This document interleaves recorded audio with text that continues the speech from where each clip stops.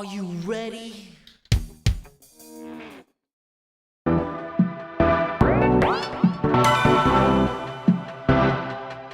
You might think that getting into the IT field is impossible without a computer science degree, but Tech Coach Ralph is here to prove you wrong.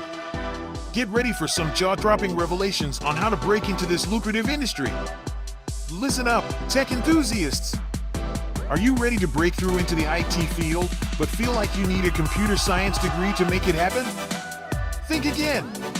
Tech Coach Ralph has some exclusive, mind-blowing secrets to share with you. Get ready to be blown away by his jaw-dropping revelations on how to break into the tech industry without a computer science degree. So get your notepad ready, because Tech Coach Ralph is going to change your life forever. Buckle up, because you're about to embark on a journey to success in the IT field.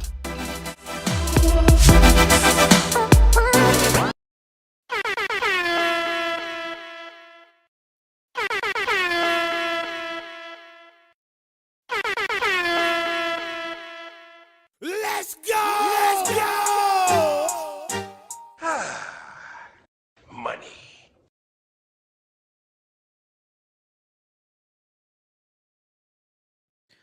Welcome back, welcome back, welcome back. It is Saturday, June 15th, 2024. We are in the building, we are in the house. This is the Men Lie, Women Lie, Numbers Manipulate. Yeah. The Men Lie, the Women Lie, the Numbers Manipulate show, which is hosted by your truly Tech Coach Ralph, along with our experts in the chat, Yakar and Mitch.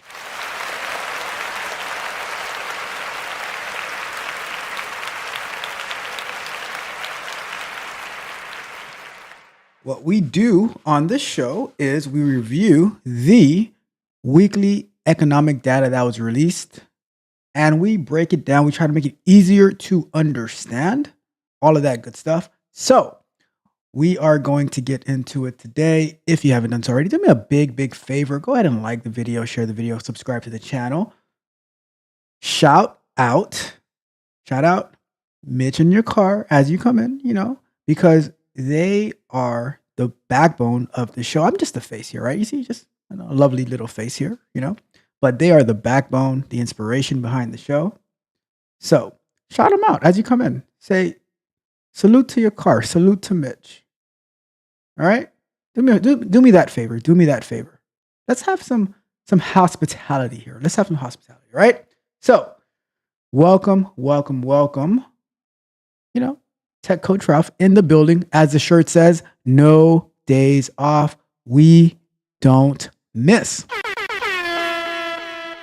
And if you are in need of one-on-one coaching or exclusive content about the tech industry, how to navigate, technical skills to build, non-technical skills to build, go over to www.techcoachralph.dev.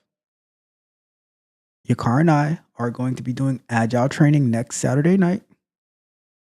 That's going to be for the bag chasers and the Tech Coach Ralph Patreon members. We're going to combine the training. All right. So join us. If you want to get this exclusive game, we're going to be writing a user story for the time cost calculator. You're going to see how I approach writing user stories. All right. So you can get from, this is going to be a little bit more technical than usual. All right. So just putting it out there right now. You don't want to miss it. Okay. Okay. So let's get into it. The first thing I want to get into though is it was a news article that I saw on LinkedIn that I said, you know what, this is going to be good for Saturday. So before we even jump into all the data, all the statistics, we are going to read an article about where do billionaires go to college. Yes, because see, my thought is I want to be just a little bit closer to where the billionaires are, to see what's their mindset. Where do they go to school? Things like that. So, hey, let's find out. Where do they go to college? Because maybe you went to college and you were in class with a billionaire or an upcoming billionaire, maybe it was for a basic class. So while that billionaire was maybe taking a major in who knows what, you might have been taking a major in basket weaving. Some call it political science. Some call it international affairs. Who knows? Who knows, right? So let's not waste any time. Let's jump into it, all right? So let's go here and let me zoom in before I switch screens. Okay, let's get to it. Let's get to it.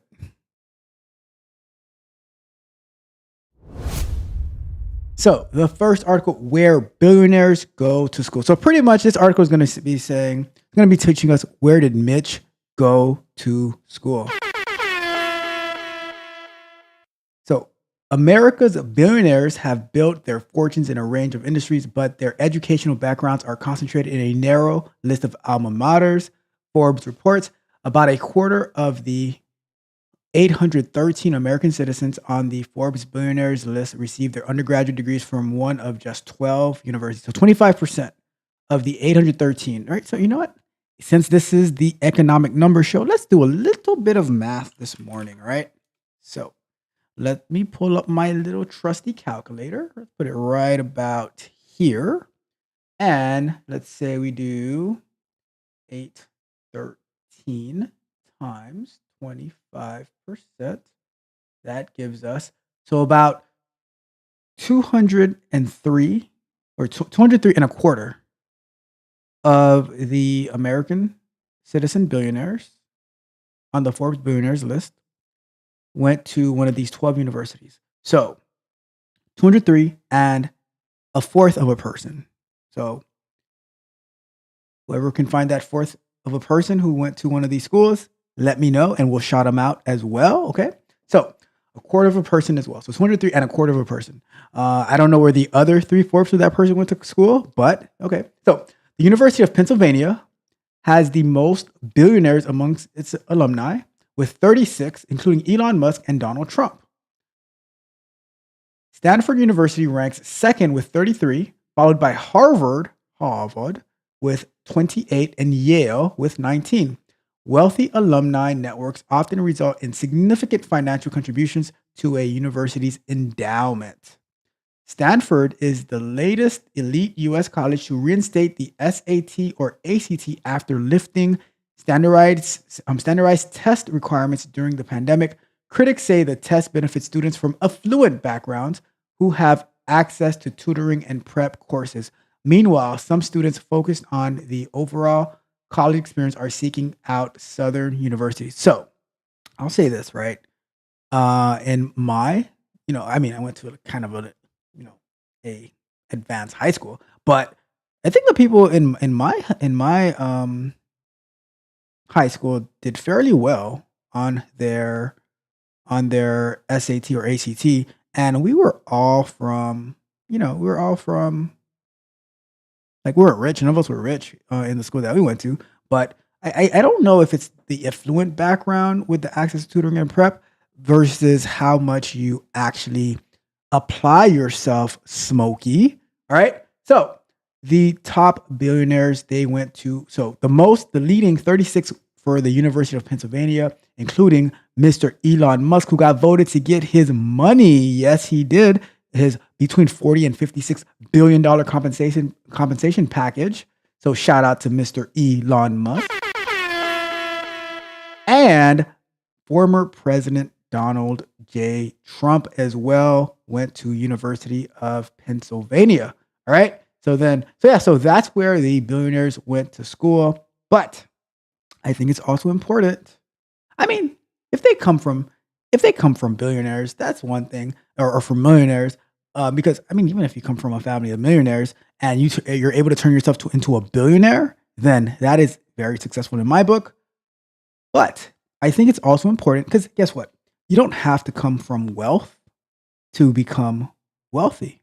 Plenty of people, I think the majority of people didn't come from wealth and they became wealthy, right? Even if it's not a billionaire, but even a millionaire or multimillionaire, But I would say what's very important as well is what you study.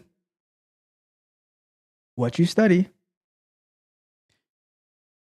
I don't know if Elon Musk was to study, you know, some type of liberal arts studies, if he would be where he is today. I could be wrong. But that's my thoughts. All right. So that's where billionaires went to school. Shout out to the billionaires who went to school at these prestigious universities, including Harvard. All right.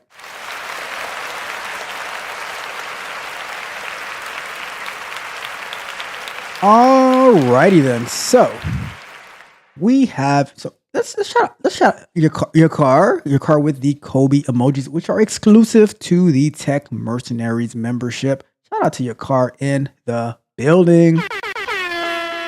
And the second co-host of the show is in the building.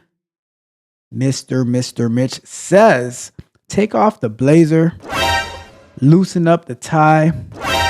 Superman is alive. And Mitch also lets us know that, hey, I'm having trouble with the internet, so my connection is going in and out. Was an accident in the area, so I may not be too entertaining today. I mean, I don't know who gave Mitch the impression that he was ever entertaining. Bruh. Congratulations, you played yourself. I kid. I joke. Okay. All right. So let's get into our weekly numbers review. Let's put up the article that shows what we're going to be reviewing this week. And if Mitch is able, because, some jerk in his area decided to have an accident. Hopefully he's not, hopefully that jerk isn't too injured, or hopefully the jerk didn't injure anybody, or whatever the accident might have been. But someone decided to have an accident, causing Mitch not to be able to participate. It's always something on Saturday mornings, right?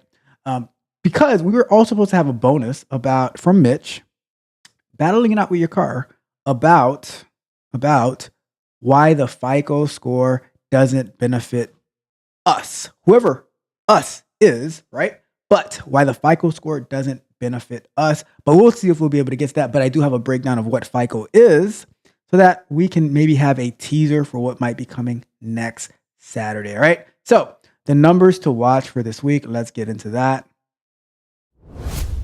So the numbers that we're watching, inflation returns to center stage this week as a key price gauge looks set to be sticky. The U.S. Consumer Price Index, excluding volatile items such as food and fuel, probably rose at an annual pace of 3.6% in May, the same as in April, according to a nowcast on Friday by the Federal Reserve Bank of Cleveland. Following the much higher than expected payrolls numbers for May, the persistence of inflation is likely to further undermine hopes for lower interest rates. The Fed, which meets this past Wednesday, is expected to hold its key rate steady at a 23-year high.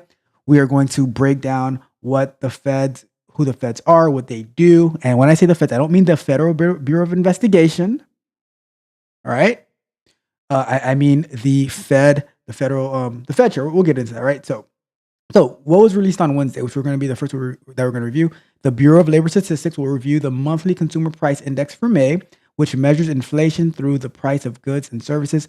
And then on that Wednesday as well, the Federal Reserve Open Market Committee will meet to set interest rates. So we're going to break that down, figure out what that means. We have a full show today. All right. Thursday, June 13th, the U.S. Department of Labor will release initial jobless claims for the previous week. The report, a proxy for layoffs, tracks the number of people filing for unemployment benefits. We're pretty familiar with that one. We have reviewed that one every single week. That one pretty much says who is newly asking the government, whether it's state government or federal government, for help for the first time after being laid off.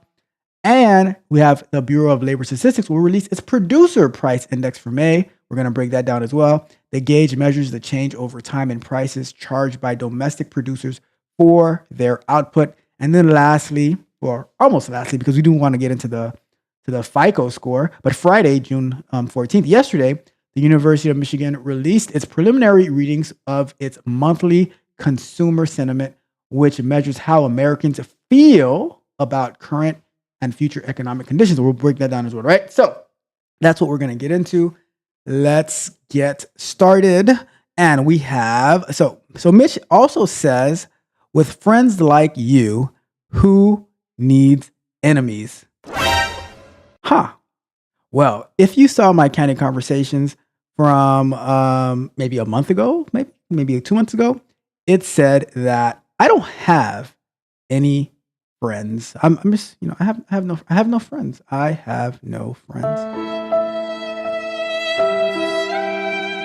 Very, very sad, very depressing. Yeah. Anyway.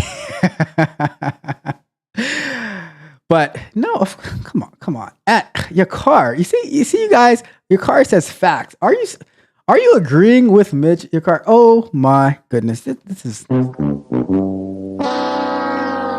And I have my South Florida sister in the building. Trap and Slay says, good morning. Good morning to you as well, Trap and Slay. How are you doing today? And Mitch says to your car, I'm going to have to tag you in. I'm going to need you to take my spot today because his internet is not working. Terrible, terrible, terrible. All right, let's get into it. All right. So let's go to, let's see. Let me see if I can zoom in on this one. So we're going to get into the Bureau of Labor Statistics. Let's first break down what do they do, right? Or what is the consumer price index from the Bureau of Labor Statistics? Okay, so let's go to like 150. Let me close this one down, and let's see. That's legible. Let me see. Can I get one more? Let's go to 200. Yeah, that's legible. I like that. All right, so Bureau of Labor Statistics will release the monthly consumer price index for May. So what is consumer price index? The CPI is like a big report card that tells us how much prices are changing for things we buy every day, like food, clothes, and fun activities. It's a way to see if things are getting more expensive or cheaper over time. So, how does the consumer price index work? Well, choosing items to watch. Imagine you have a shopping list with lots of different things you might buy, like apples, movie tickets, and sneakers. The people who make the CPI pick a bunch of these everyday items to keep track of it. Checking prices. Every month, they go to different stores and places to see how much these items cost. It's like when you go shopping and notice how much your favorite candy costs. So remember 50 Cent song, right? You're a window shopper. So they're pretty much window shopping and they're checking the prices and see how that's going. And now they're reporting back on that. So keeping track. They write down the prices of these items every month. If the price of apples goes up or the price of movie tickets go down, they record it. Calculating the index. They take all these prices and do some math. They put it into Mitch's calculator to find out the average change in prices. Think of it like adding up your grades in school and finding the average to see how you're doing overall. So finding out your GPA. So it's the GPA of consumer prices, right? So why is the consumer price index important? So let's do a little bit of understanding inflation. If the CPI, the consumer price index, shows that prices are going up a lot, it means that we have inflation, which is when things get more expensive over time. If prices are changing much, if prices aren't changing much, we have stable prices. Adjusting pay. Sometimes people use the CPI to decide if they need to change how much money people get paid. For example, if prices go up a lot, people might need more money to buy the same things. Government decisions. The government uses the CPI to make decisions about money and budgets. It's like how a family might use a budget to plan how to spend their money. All right, some examples of the consumer price index, right? So food. If the price of your favorite snack, let's say, what would be a favorite snack? Let's say, do you guys remember the Little Debbie oatmeal the oatmeal. Did they call them oatmeal pies? Like those little oatmeal sandwiches. It was like the oatmeal cookie on top, the oatmeal cookie on the bottom, and then the cream in the middle. Or remember the honey buns that we used to get? Do you guys remember when we used to get a bag of Doritos for 25 cents? Now that bag is like $1.25, maybe $2. What? Yup. So you guys remember, like, we'd walk to the corner store, get some snacks before school. We used to actually get subs before. So they used to have $3 cheeseburger subs by my middle school. They did, yep. Would walk there sometimes in the morning, sometimes after school. Might get lunch in the morning. You can go there after school. I digress, right?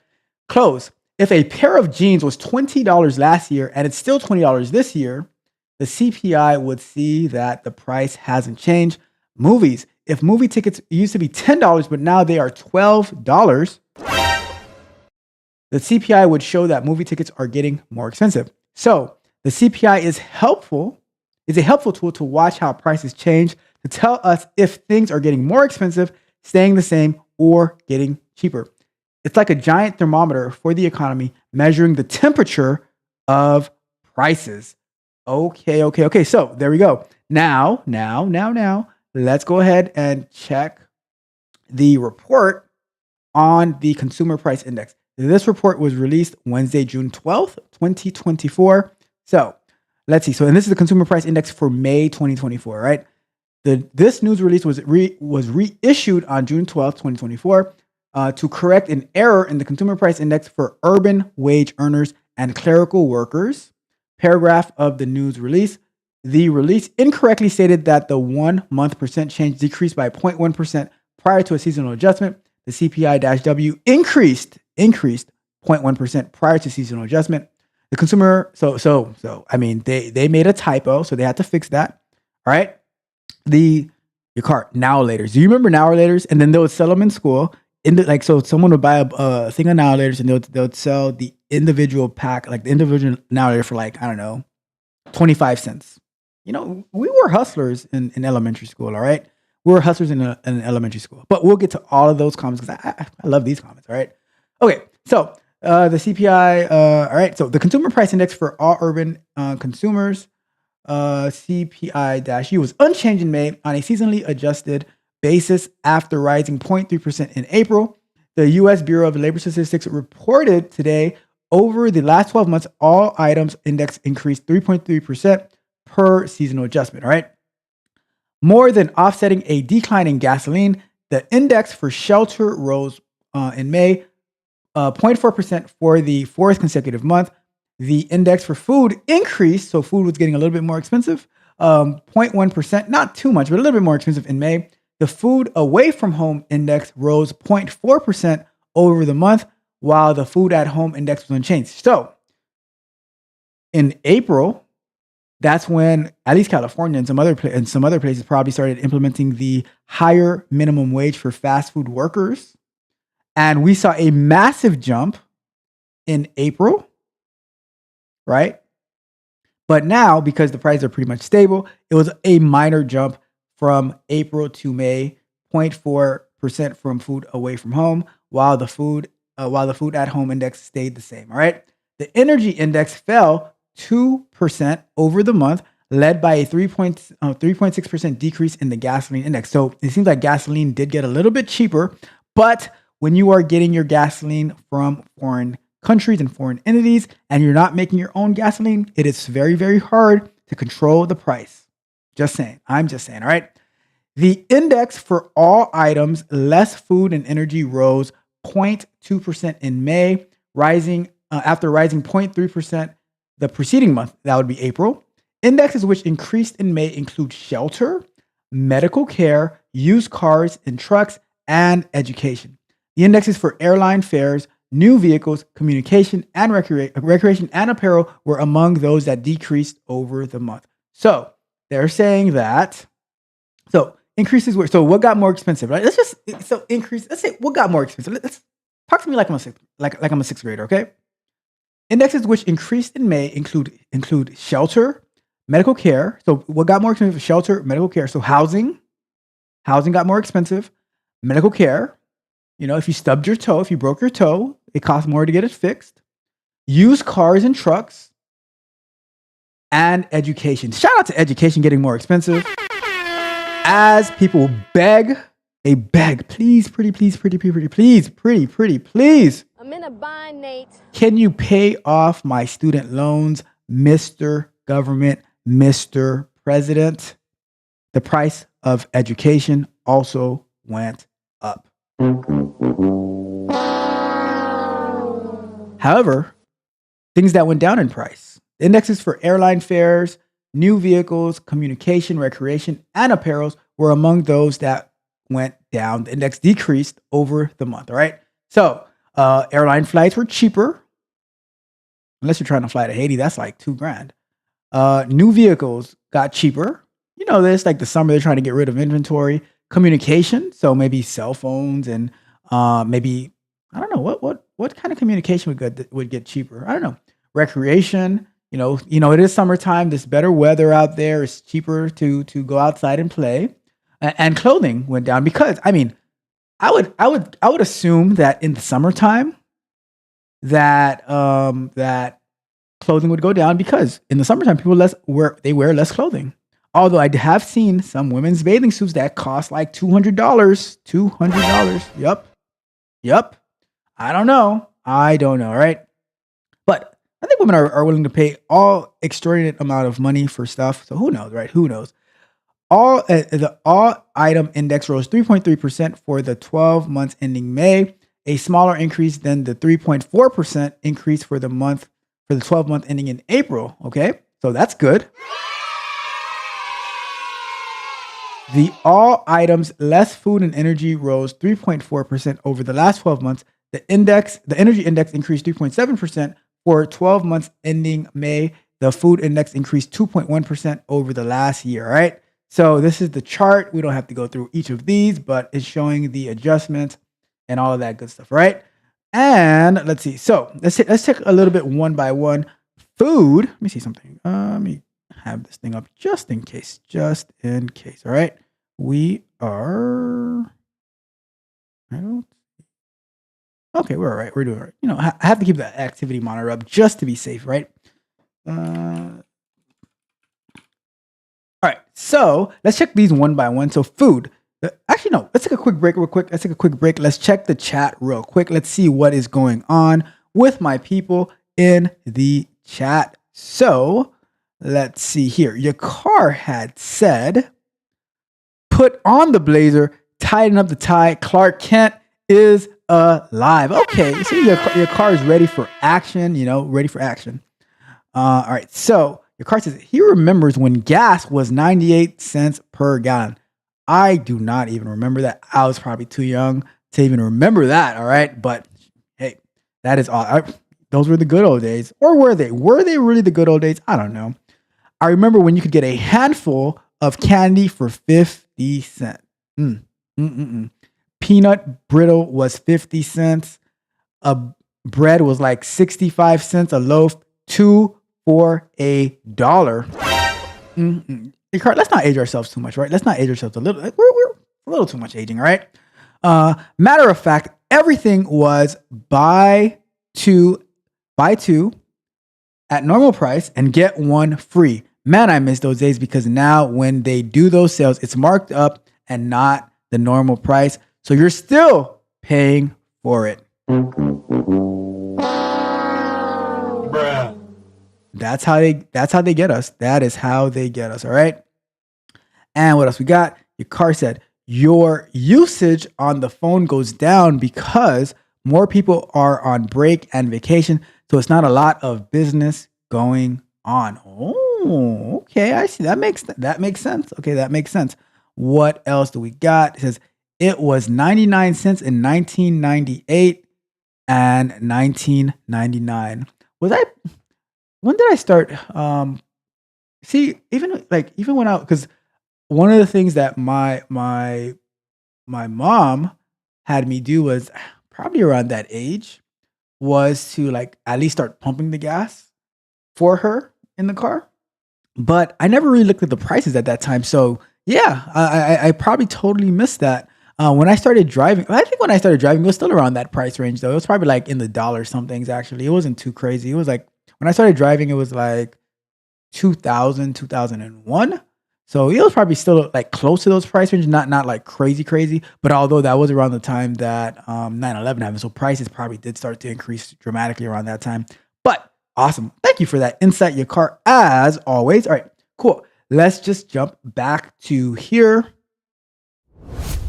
So, let's see. The food index. So for food, the food index rose 0.1% in May after being unchanged in April. So food got a little bit more expensive.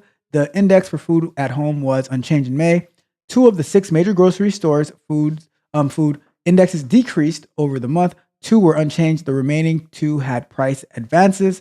The index for dairy and related products decreased 0.5% in May, led by a 1.3% decline in the index for milk. The non-alcoholic beverages index declined 0.3% over the month. The index for other foods at home and the index for fruits and vegetables were both unchanged in May. And, around the summertime, like especially for fruits and vegetables, those prices start to go down, right? You get some good deals on those. All right. The index for meat, poultry, fish, and eggs increased, got a little bit more expensive in May after decreasing 0.7% in April. The index for cereal and bakery products also increased 0.2% over the month. They got a little bit more expensive. The food away from home rose 0.4% in May after rising 0.3% in the 2 previous months. The index for full service meals rose 0.4%, and the index for limited service meals increased 0.2% over the month. Would full service meals be like fine dining? I mean, like, not when I say fine dining, like places where you actually go sit down, you get a waitress or a waiter who come and serve you, and they have the cook in the back and all that stuff. They bring the food to your table. And with the limited service would be like a fast food where they, like you order at the counter. You can still sit in if you want to dine in, but like you're doing everything, more of the things that you're doing yourself. You're just placing the order and they give you the food, and then you go handle your business. So that's what I would suppose that means, right? Let's see what else we got. The index for food away from home rose 4% over the last year. The index for limited service meals rose 4.5% over the last 12 months. And the index for full service meals rose 3.5% over the same period, all right? So that is the food consumer price index. Energy. What about energy? So the energy index fell 2% in May after rising 1.1% in April. The gasoline index decreased 3.6% in May. Before seasonal adjustment, gasoline prices fell 0.5% in May. The natural gas index decreased 0.8% over the month, and the fuel oil index decreased 0.4%. The index for electricity was unchanged in May. Just remembered something. Give me a second here.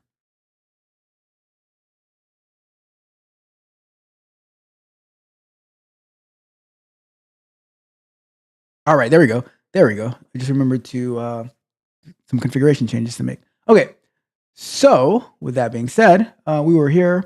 The energy index increased 3.7% over the last 12 months. The gasoline index rose 2.2%, and the electricity index increased 5.9% over this 12-month span.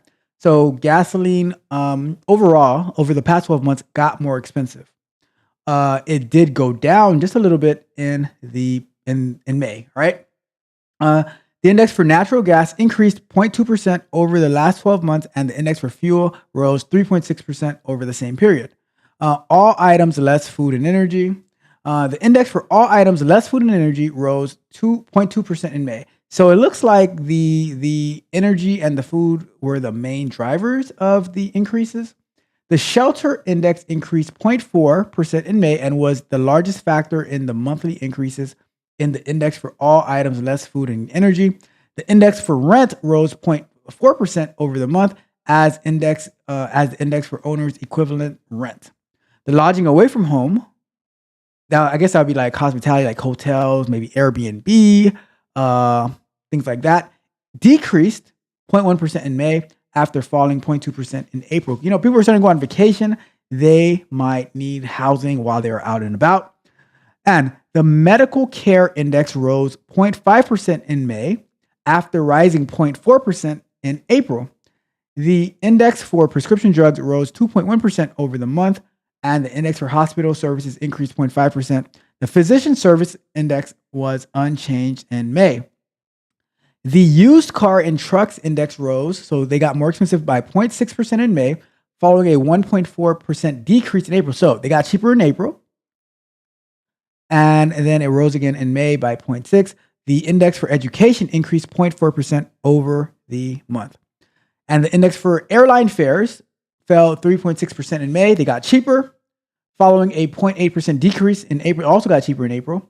Over the month, the new vehicle index fell 0.5%. The communication index decreased 0.3%, and the recreation index declined 0.2%. The index for apparel, household furnishings and operations, motor vehicles, insurance, and personal care also declined in May. Let's see. The index for all items, less food and energy, rose 3.4% over the past 12 months.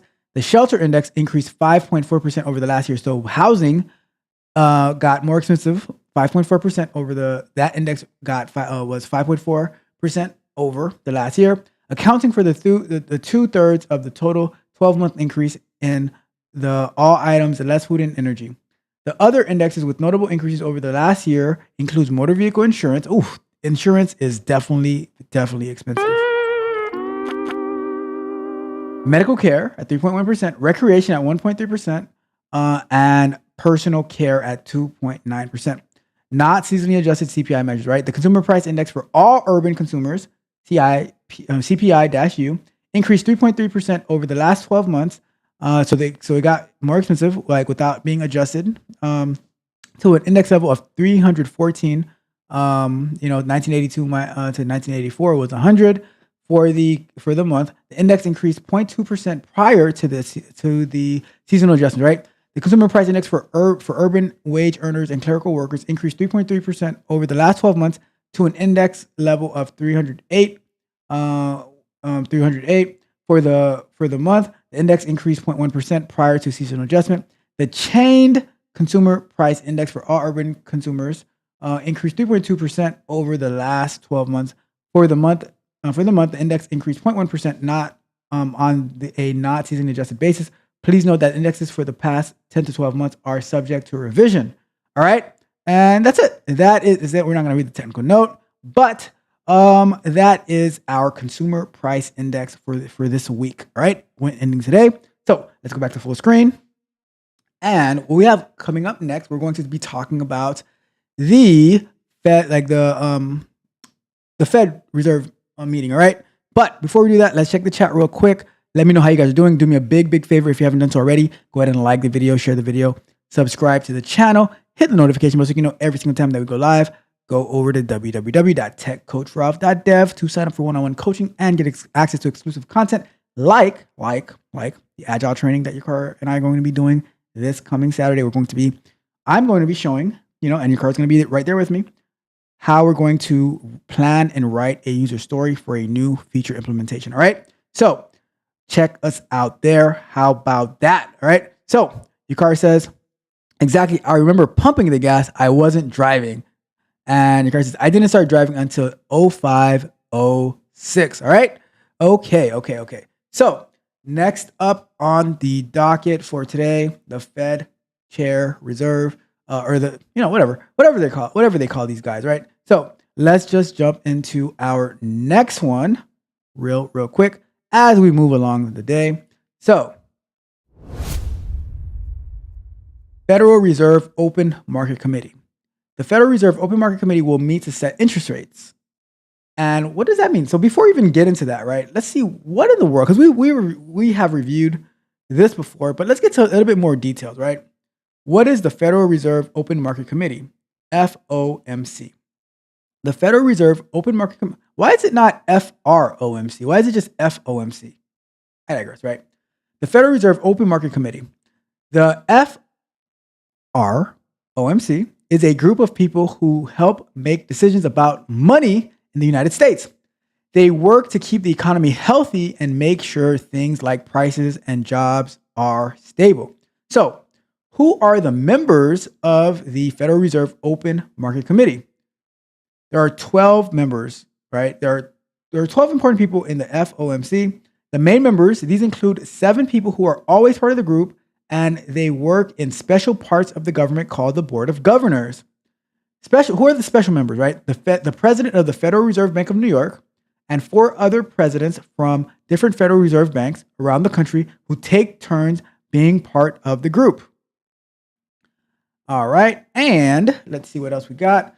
What does FOMC do? So what does the Federal Reserve Open Market Committee do, right? So they meet regularly. How often do they meet? They meet about 8 times a year to talk about the economy. Money. What the hell do they talk about? They look at how things are going with jobs, prices, and how much people are spending and saving. What decisions do they make? So the biggest decision they make is about interest rates. One of their main jobs is to decide what the interest rate should be. The interest rates are like the cost of borrowing money. When the rates are low, it's cheaper to borrow money.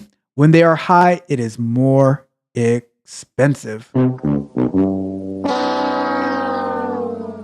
Buying and selling. They also decide if they should buy or sell government bonds, which are big IOUs.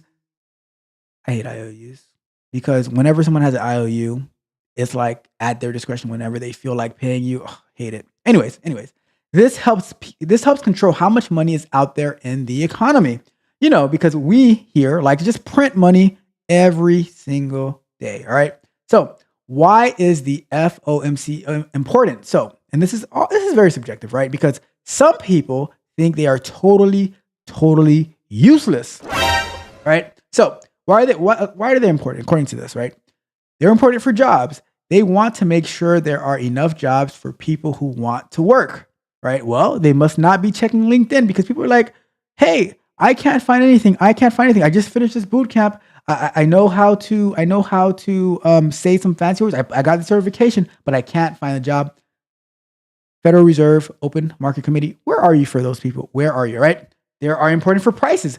They try to keep prices stable so things don't get too expensive or too cheap quickly. They're important for loans.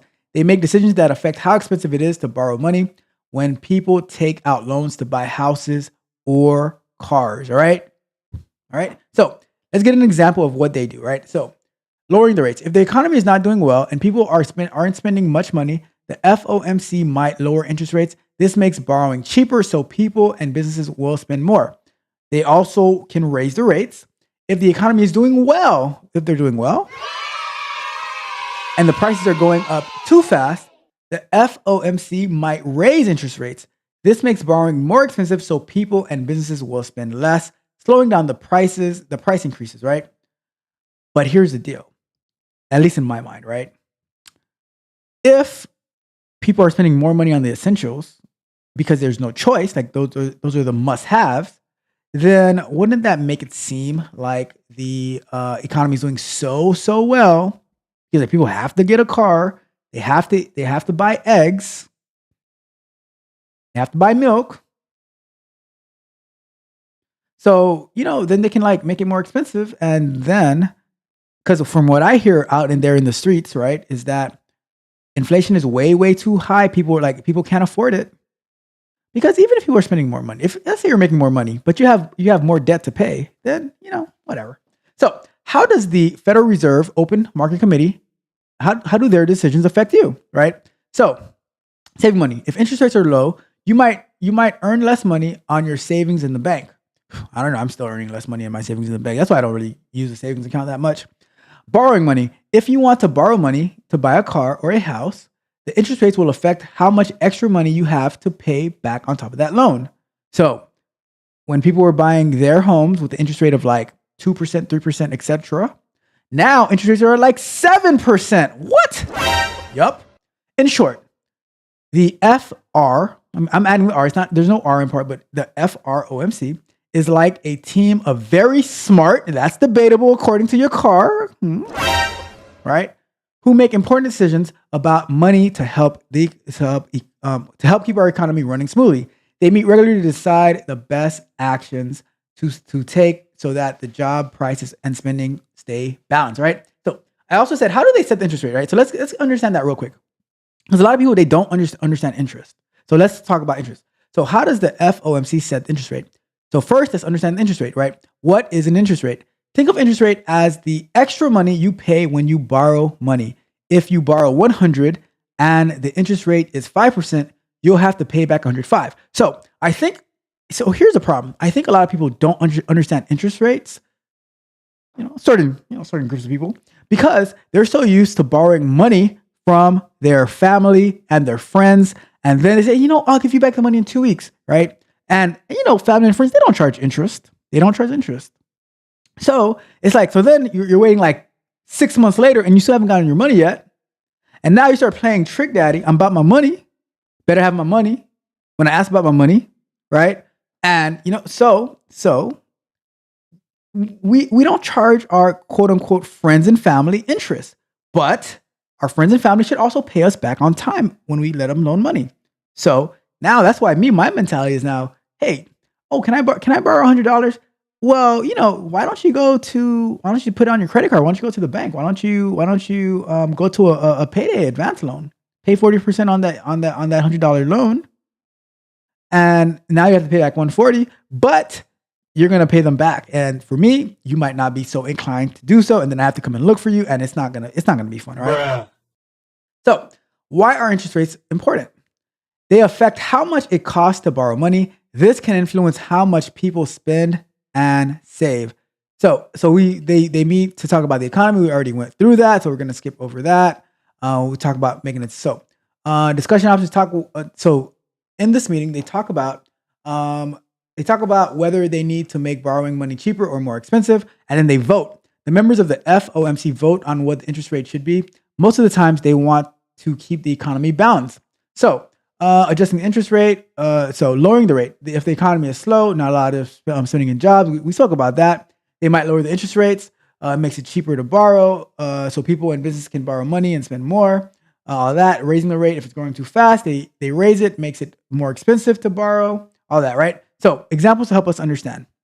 So here's an example, right?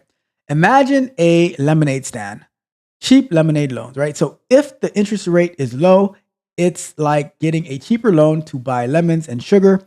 You can borrow more, make more lemonade, and sell more cups. Expensive lemonade loans, if the interest rate is high, it's like the loan for lemons and sugar cost a lot. You might borrow less, make less lemonade, and sell fewer cups, right? So that is that's example. Let's see. Is there another example I could use, right? So let's use this, right? Let's use an example from a show like The Wire. Use an example from a show like The Wire, right? So let's say Avon's Barksdale and Stringer Bell, right? They have a quote unquote shipment coming in from whoever it might be. So let's say they're able to pay it cash, their shipment coming in. So they pay it cash, they have the shipment come in, and now they need to distribute the shipment to let's call them contractors who work for them, but they're contractors. So they say, all right, cool. We're going to give you this order and you don't have to pay us up front. Right? We're gonna give you a loan. And this loan is you have to pay back the loan. So let's say this loan, like the shipment is worth like, $100,000.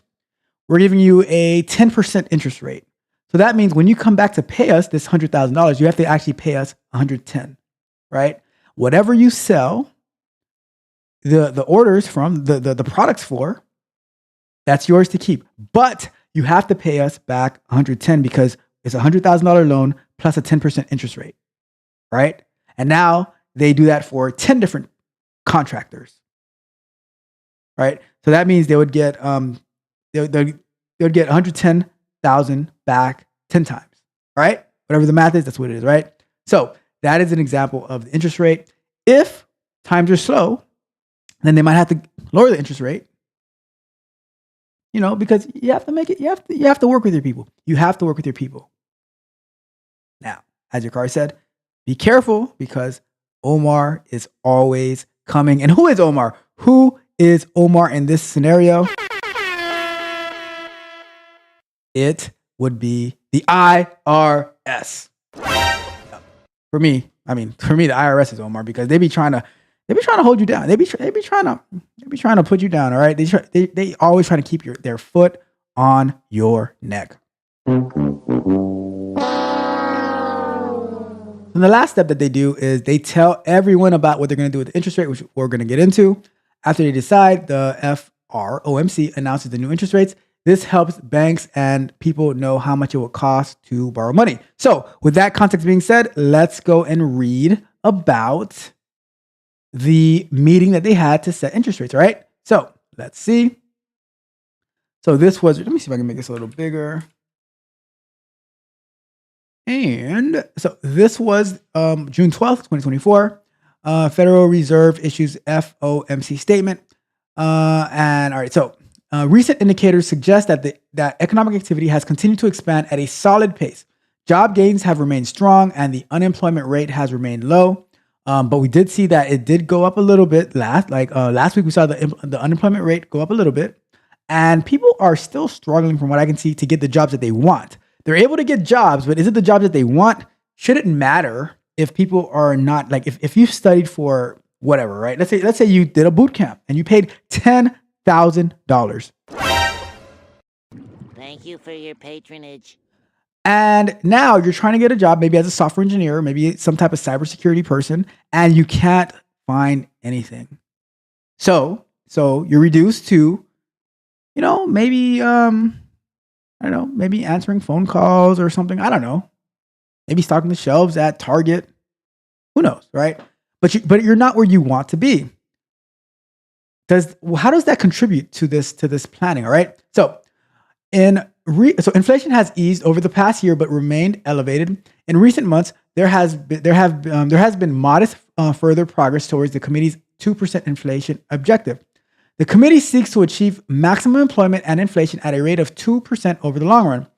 The committee judges that the risk to achieve its employment and inflation goals have moved toward a better balance over the past year.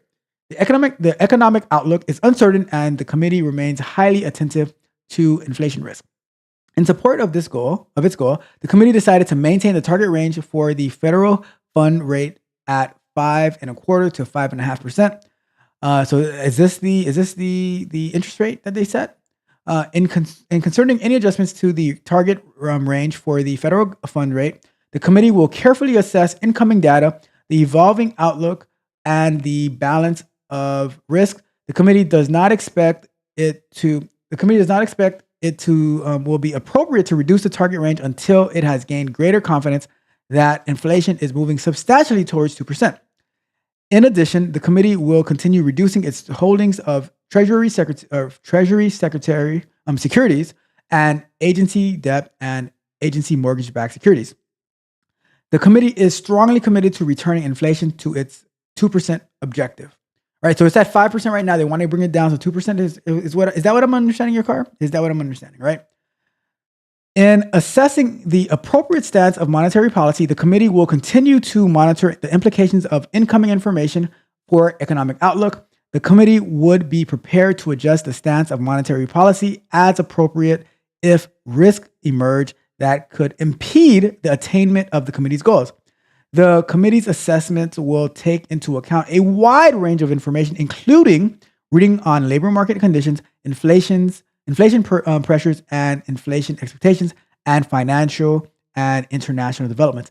And the people who voted for this would be Jerome H. Powell, the Fed chair, John C. Williams, the vice chair, Thomas I. Barkin, Michael S. Barr, Raphael W. Bostic, Michelle W. Bowman, Lisa D. Cook, Mary C. Daly, Philip N. Jefferson, Adriana D. Kugler, and Loretta J. Mester, and Christopher J. Waller. So, something that we should do? We should also be looking up these people's, like, who are they, right? Who are these people? Find out a little bit more. What's their background? And get a better understanding, okay? Because I think it's also important to know who is voting on your economic decisions as well, right? So that is our Federal Reserve Open Market Committee statement. All right, so there's that, and we shall get back into the chat to see So now let's get a counter perspective from our guy Yakar in the chat. Let me run through the chat real quick. Let's see what we've got before. All right, so we stopped at, all right, there we go. So Yakar said, FOMC needs to be fired. You know what? I had a sound effect for fire, but I don't know what I did with it. So next time I'll get that up, right? But it says, but those are not elected positions, they are appointed. And that's why it is important to know who you're voting for. This is the banking cartel at work. What? They control our market, and the more interest, the more they profit. Okay, you see, shots fired. All right. So Yakar also said, we are paying more because the Federal Reserve wants to make more money. They make hundreds of billions and report a loss to make it seem like they are not profitable. Taxation without representation. Go. Your car is going in. Your car is going in. Shake your bank. All right. So what else we got? Your car also says they are greedy. So if they are smart, it's only to benefit themselves and not the economy. They look dumb to me when it comes to helping the economy. So he says they are not very smart people when it comes to helping the economy. When it comes to them filling their pockets, according to your car, then they look very, very smart, or in other words, greedy. All right.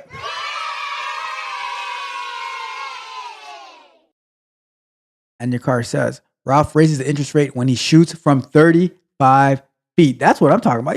You know how we do. You know how we do. We the best. All right. What else we got? And your car also says Omar's coming. Omar is coming. Hide your wives, hide your kids, because Omar is. I should get that soundbite. I should get that. You know what? I'm going to get the soundbite. Omar is coming. Okay. And your car says facts. Omar is the IRS. He collects taxes and messes up your life or kills your business if you don't pay up. Better have my money. That's how the IRS roll. That's how they roll, right? So if the Fed chair, if the Fed, the FOMC, if they are the banking cartel, right? That means that the IRS is who would the IRS be? It would be they could be Omar. They could be the opposing gang, right? Before Marlo took over. Yeah. Could be the Jack Boys. It could be the Jack Boys, right? Could be the Jack Boys. Could be Snoop and Chris. Could be Weebay. Y'all remember Weebay? If we're sticking with our wire example. And your card says there are a lot of unemployed people. Yep. Underemployed people, not unemployed, but underemployed. Yep, I'm pretty sure of that. And your card says the only person that matters is Jerome Powell because what he says goes. So it's not really a voting, right? It's not really voting because let's say everyone votes and he's like the only one who says, "Oh no, we're gonna raise it," and he's like, "Does that mean hey, it's gonna get raised?" That is why Janet Yellen, the previous Fed Reserve head, is testifying colluding with Jerome Powell to make them more profit. It's a racket. And your car says, yes, get the Omar is coming sound bite or bite. Oh, look at your car with the ad libs, with the play on words. Okay. And your car says, side note, you cannot audit the feds. So we have absolutely no idea how much they are really really making? Talk about transparency. Talk about transparency. And your question is, the IRS is the enforcers of the Fed Reserve, so they are like Cuddy. I don't remember exactly who. I remember the name Cuddy. I don't remember exactly who he was though. What? I have to look up. What? You know what we're gonna do? We're gonna go down memory lane real quick. Let's go down memory lane.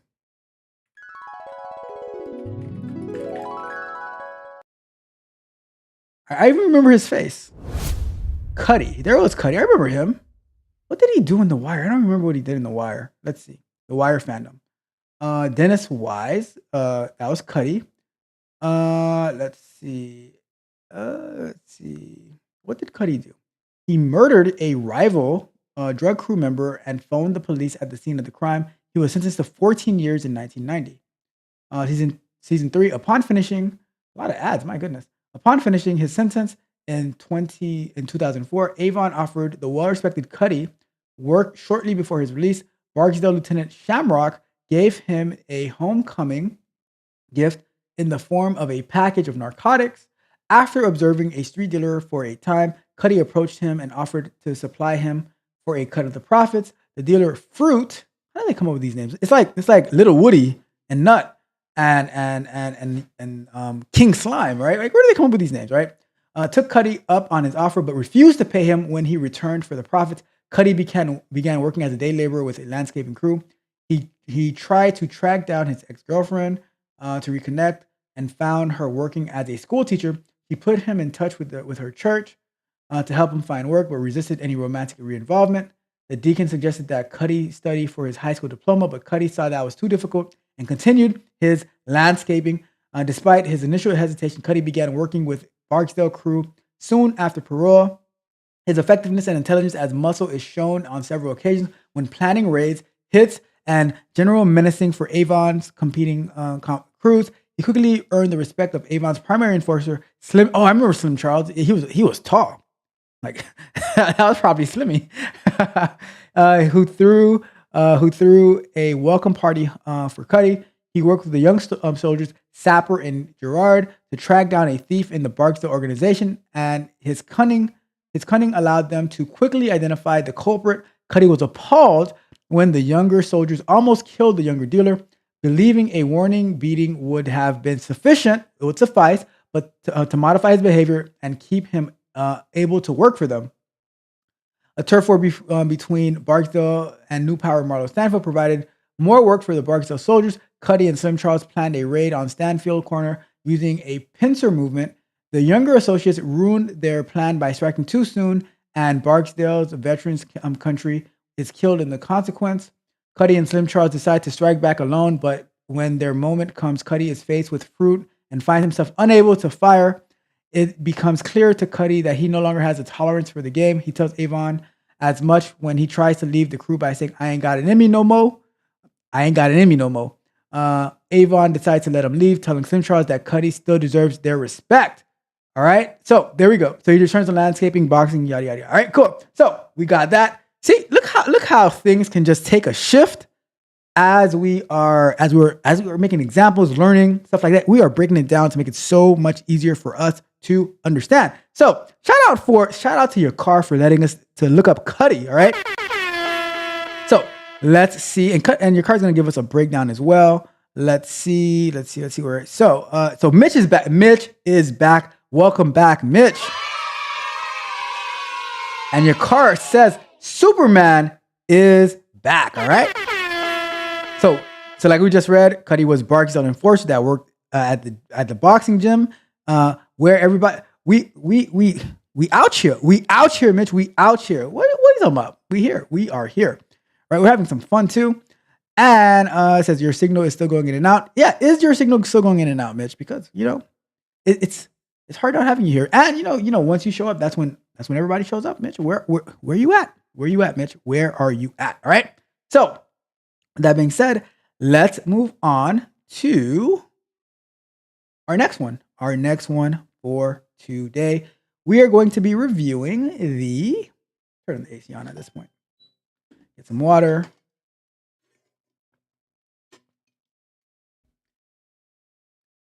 get some homemade ginger and orange energy drink. Homemade. It's just all natural. Your car all natural. Mitch all natural, right?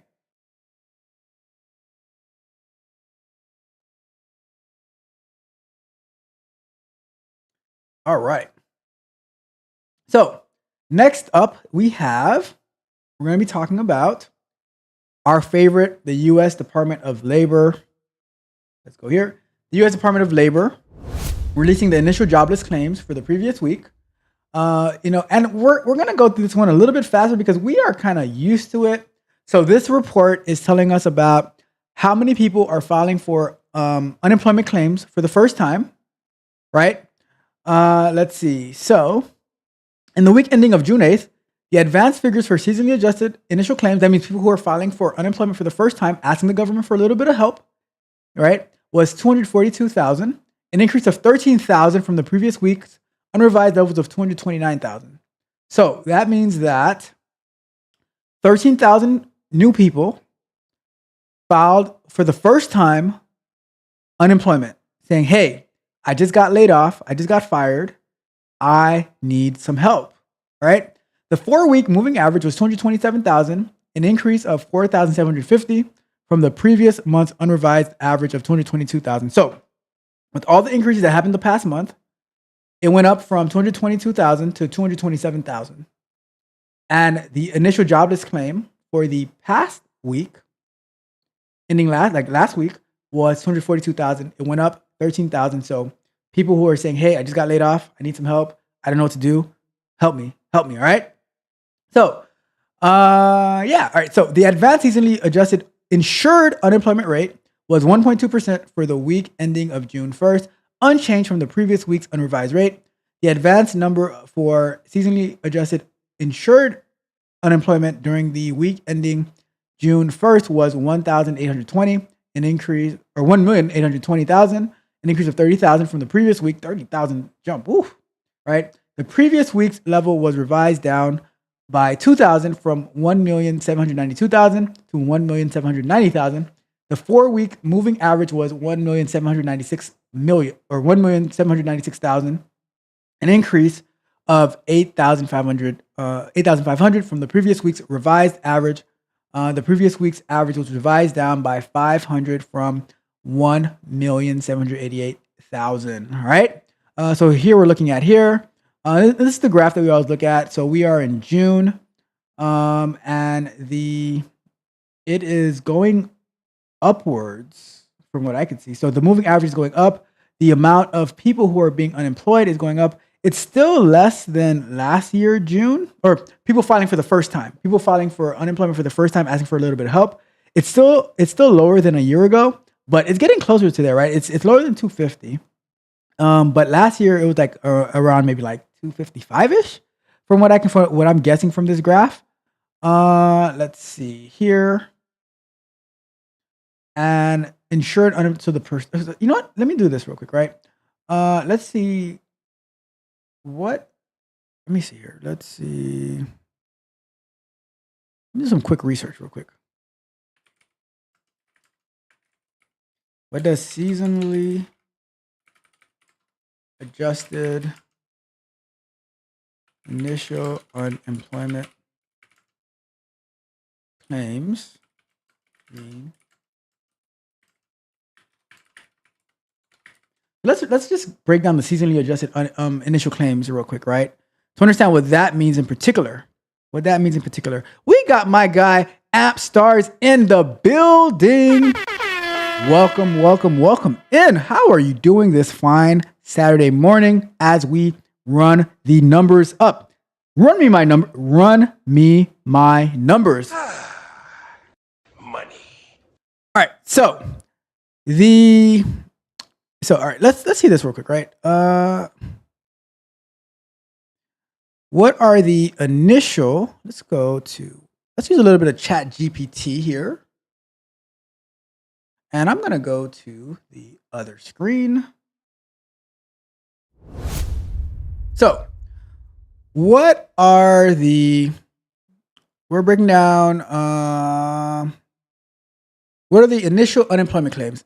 When people lose their jobs and need help, so we know that they can apply for unemployment benefits. This is the money the government gives them to help them for a while. All right, cool. So initial claims. So these are the first time people are applying for these benefits. Why it's important? It's measuring job losses. Counts how many people apply for unemployment benefits each week to help us understand how many people are losing their jobs. So that means this chart that we're seeing over here, it is showing like it's a week average, like how many people are losing their jobs week to week, right? So over here, back in I don't know if you guys can see my mouse. Oh yeah, you can, yeah. So over here, back in June of last year, over 250,000 people for that week lost their jobs, and then it went down to like 200 something thousand, and then it got all the way down as low as in like January-ish when a lot of people were hiring. So it's like under 200,000 people lost their jobs, and then now in June we're up to like as it said 200 something thousand, right? So now let me see. Is there anything else in there? Okay, so let's read this part, right? So why is it important? Measuring job losses, counting how many people apply for unemployment benefits each week helps us understand how many people are losing their jobs. It's like taking attendance to see how many students are absent from school. What does seasonally adjusted mean? So that's what I wanted to know, right? Seasons affect jobs. So sometimes of the year have more jobs changes than others. For example, holiday seasons, people are getting temporary jobs and stuff. More summer jobs may be available, like lifeguards and camp counselors.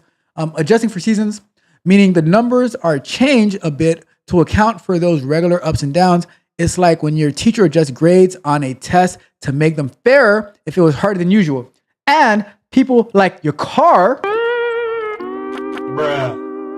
people like your car make it impossible for us to be graded on a curve because he was an astute student. Shout out to your car.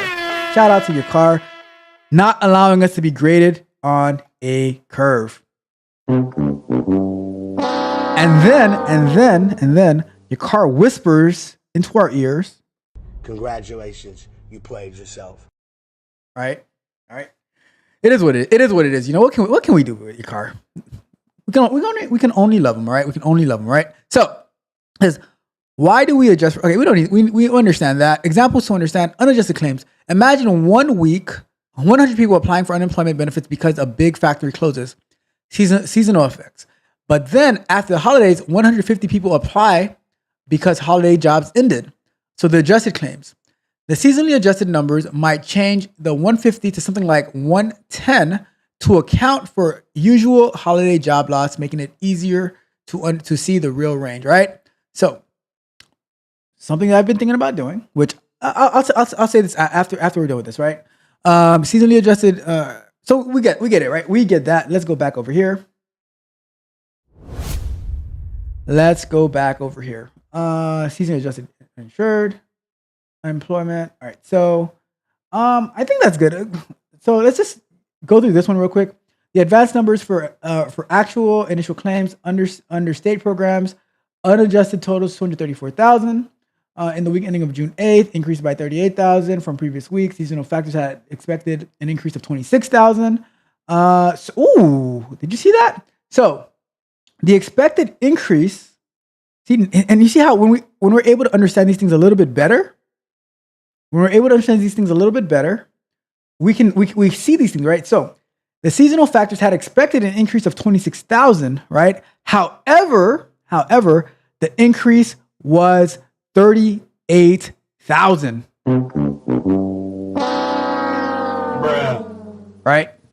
So there were 250,795 initial claims in the comparable week of 2023. So we did better than 2023, but it was a 19.6% increase expected. It was a 13.6% increase expected.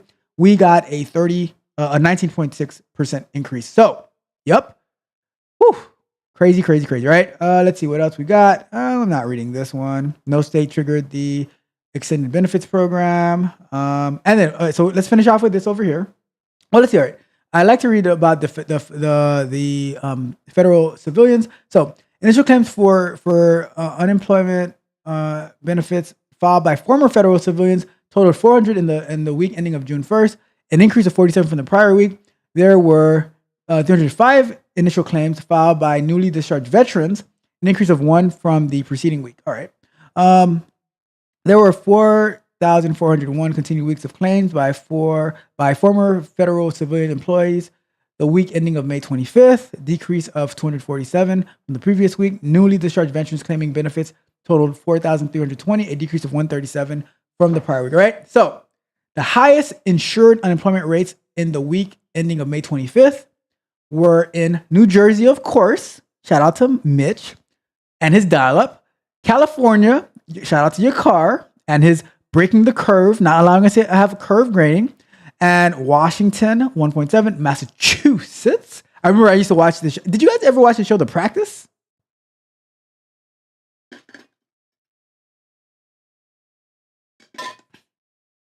That was my favorite law show, The Practice. It was in the 90s, like maybe 95 to 99, with Dylan McDermott, I think his name is. Anyways, I remember there was a judge on the show, and he would always say Massachusetts, right? So, good show. One of my favorite shows, right? Massachusetts, Rhode Island, Illinois. Shout out to Chicago. Shout out to Dalton. New York, Alaska, Connecticut, Nevada, Pennsylvania, and Puerto Rico. Hey, all right. The largest increase in initial claims for the week ending June 1st were Minnesota, California, Ohio. You guys make a lot of lists over there, right? Ohio, Pennsylvania, Florida. Shout out to Florida. While the largest decreases were in Michigan, Texas, Tennessee, New York, and Georgia. Right? Yeah. Shout out to Fulton County. Shout out to Little Woody.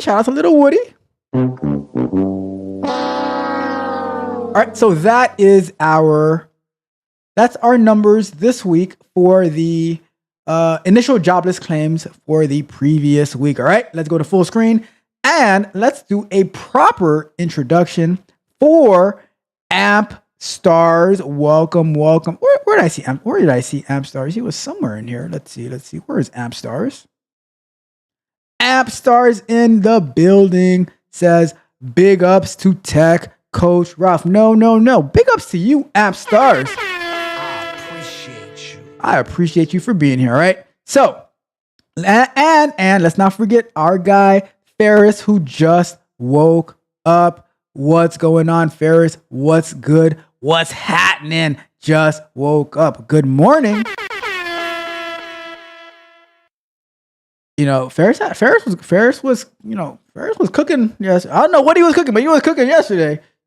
Who knows what Ferris was cooking, because he was going off last. I'm like, so I'll tell you this story real quick, right? I had a coaching call at 10 Eastern. So I paused his stream. I thought he was ending in like 5 minutes. I paused it. So I'm like, I'll catch it in a little bit. So I jump on the coaching call, finish the coaching call, jump back onto his stream. And it's like 30 minutes. So I'm like, what in the world? Like, it's 30 minutes left. So I'm like, oh my God. He did not. He's going in. I'm like, oh my God, Ferris, what are you doing, Ferris? All right. Anyways, let's address the chat. You know, let's see what's going on. We got Mitch back in the building. And we have, let's see. Mitch says he's out here standing with an antenna. So he's like standing like this, you know, because see, that shows how dedicated Mitch is. That shows how dedicated, you know, round of applause for Mitch. Because Mitch says, I cannot miss the men lie, women lie, numbers manipulate show. Yes. Can't miss that. So he's out there standing with an antenna. Make sure there's no lightning outside. And your car says that he makes his own shots at home too. Ginger, honey, turmeric, cayenne pepper, and lime juice. I think that's what's in here. I know we have some oranges in there, some ginger, some honey, I'm pretty sure we have turmeric in there as well, cayenne pepper, lemon juice. And then we also did like one similar with watermelon. See, I got the watermelon one right here. I know Mitch and Ferris absolutely love watermelon. Shout out. Your car says beep, bop, scanning.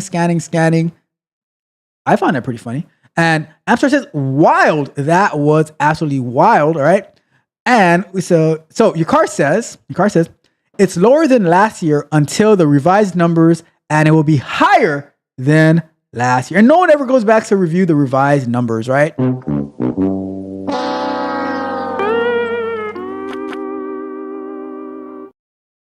And Mitch says numbers can be manipulated to whatever you want to believe at the time.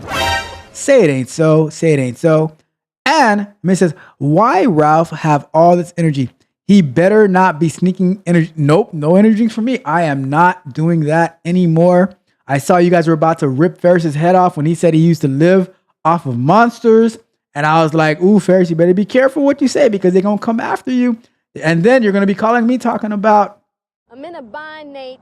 and I'm like, there's only so much that I can do for you. Only so much I can do for you, all right? But I will not be drinking energy drinks ever again, all right? Ever again, ever, right? And because I'm fighting for my life over here, fighting for his life. Everyone, drop Mitch's name in the chat. Let Mitch know that we are supporting him and his dial-up connection. We got your back, Mitch. We got your back, all right? See, and this is what happens. When you live in these nice neighborhoods and then you try to steal your neighbor's internet connection, their Wi-Fi, and they catch you and they block you. And see, Mitch is blocked right now on the neighbor's Wi-Fi. And that's why he is standing out there holding his phone up because there's not great reception in his house. And so he's trying to use his phone to connect to the laptop to the phone, and bad reception, trying to hold it up, and he's trying to do two things at once. So Mitch, we have your back. We are looking out for you. All right. So sorry that this is happening to you, Mitch. Very, very sorry. The card says just took a ginger pineapple energy shot. Ooh, that sounds good. We're gonna add that to the list to try it out. Ginger pineapple energy shot. And let's see what else. And your card says that doesn't do it. That's mixed with something else. Nope, it is not laced with anything. All right. And your card says, Mitch, is the dial-up working? And Mitch says, your joke is trash.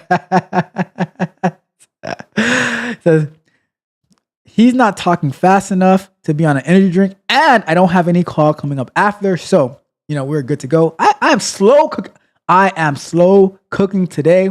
I got the slow cooker running. I'm not using the pressure cooker. I'm using the slow cooker. As Ferris would say, let me cook.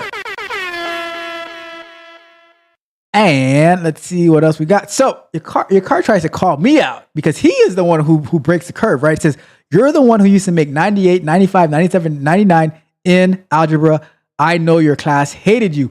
Don't forget though, on the very first one, I did get a 48. Bruh. All right. And Ferris said he just woke up. Good morning to you as well, Ferris. Good morning. Welcome. Not the dial-up. All right. And Mitch says, wait till Mitch. I love how Mitch talks about himself in the third person. Ain't believing us. It's fully back. Your car and Ralph, y'all catching strays for real. See, Mitch, you can't even, every time we're talking, it starts to buffer for you. So you're not even sure what we actually did say. You're not even sure what we said. You're going to have to go watch the show on replay, right? So you don't even know, right? You don't even know my name. Right?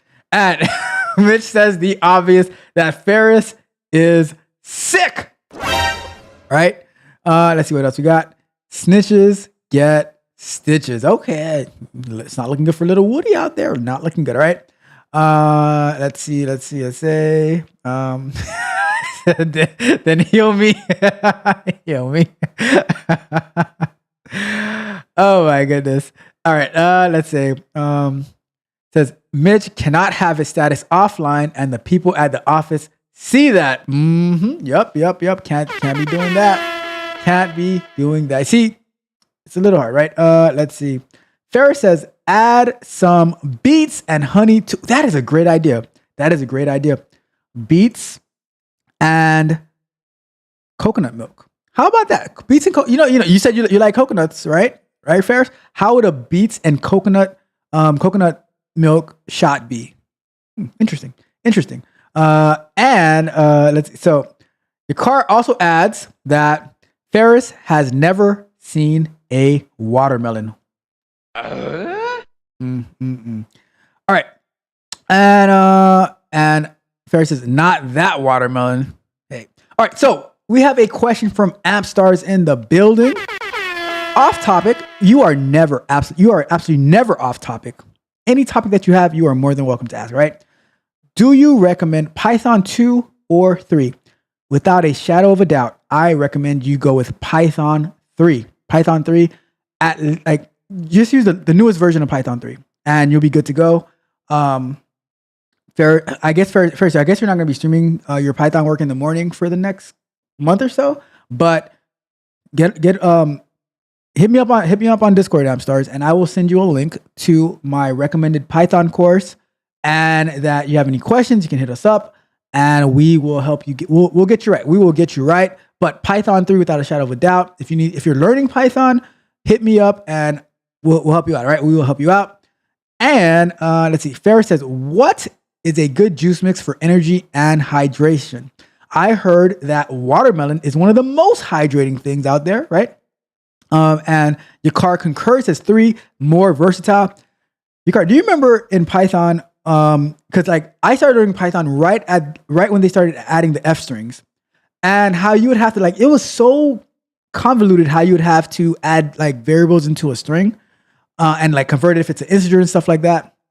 And with the introduction of F strings, when I started learning Python, I was like, wow, this is gold. This is gold, because just doing it in Java, I don't know if Java has introduced that yet. But in Java, you'd have to do you'd have to do a plus and all that type of stuff. Where in Python now, you just right within the thing, or right within the your whatever it is that you're trying to get, and you just have the variables right in the middle of that. So that was a game changer for me, right? And Mitch says, Ferris said to me, he can't wait till Ralph comes because I'm going at him. Oh, so that's what. Okay, I see what that was. So. I see. Snakes on a plane. Ferris, you see what you did, Ferris? But yeah, definitely Amstars, hit me up, right? And Ferris says, I'm too soft. I'm Gen Z, man. Be gentle. Aww, this gets up. Aww. And let's see. So your car says cucumber, aloe, banana, lime juice, black currant. How long will the banana last though? That would make me nervous, because wouldn't banana make it a little too thick? Interesting. And it says, then the teacher dropped the lowest test grade. Your car. Why do you have to bring up the pass? Why you gotta bring up the pass, right? See, look at that. That was 2 days ago, right? And I will give it a try. I'm buying a juicer today. And stop talking about the neighborhood. About neighborhood. I'm for the people. Yeah, it was the ecocide everywhere. Tell me about it. That drove me crazy, right? I'm happy I started learning Python when it was, I think it was introduced 3.8 is when I started learning Python. And now we're 3.12, 3.13, something like that. Anyways, let's keep going with our show. Having so much fun today. We are in the house. We're in the building. Just hanging out with my people on a Saturday morning. Running these numbers. Run me my numbers. Remember back in the day? Do you guys remember Dead Presidents? What was the name of the guy with one leg in the look it up. Who had the pool hall? Let's see. What was his name? I'm sure your car remembers. It was, where was he? Kirby, played by Keith David. There was also a Cuddy in that one by Clifton Powell, right? But he was running the numbers. Run me my numbers. So not only do we run our numbers, we also run it up on these Saturday mornings with co-hosted from the chat by Yakar and Mitch, which Mitch is on a delay today because his dial-up is out. All right, so let's get to our next one. We are at, here we go. The Bureau of Labor Statistics will release the Producer Price Index for May.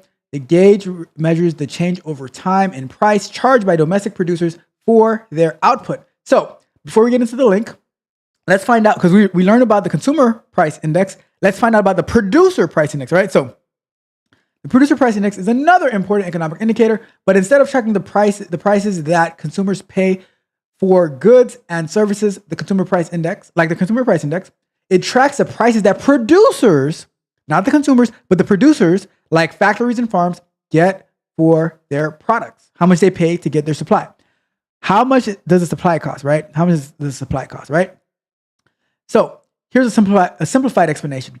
What is the Producer Price Index? The PPI, Producer Price Index, measures the average change in selling prices received by domestic producers for their output. It's like a report card that tells us how much it costs for businesses to produce goods and services over time.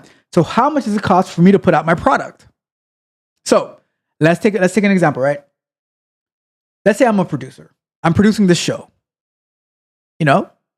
and how much does it cost for me to get the service to stream, to get like whatever software I need to make my thumbnails, to edit video, render video. So that would be like that would be like, although I'm a consumer to those companies, I'm also a producer because it's costing me to produce this show.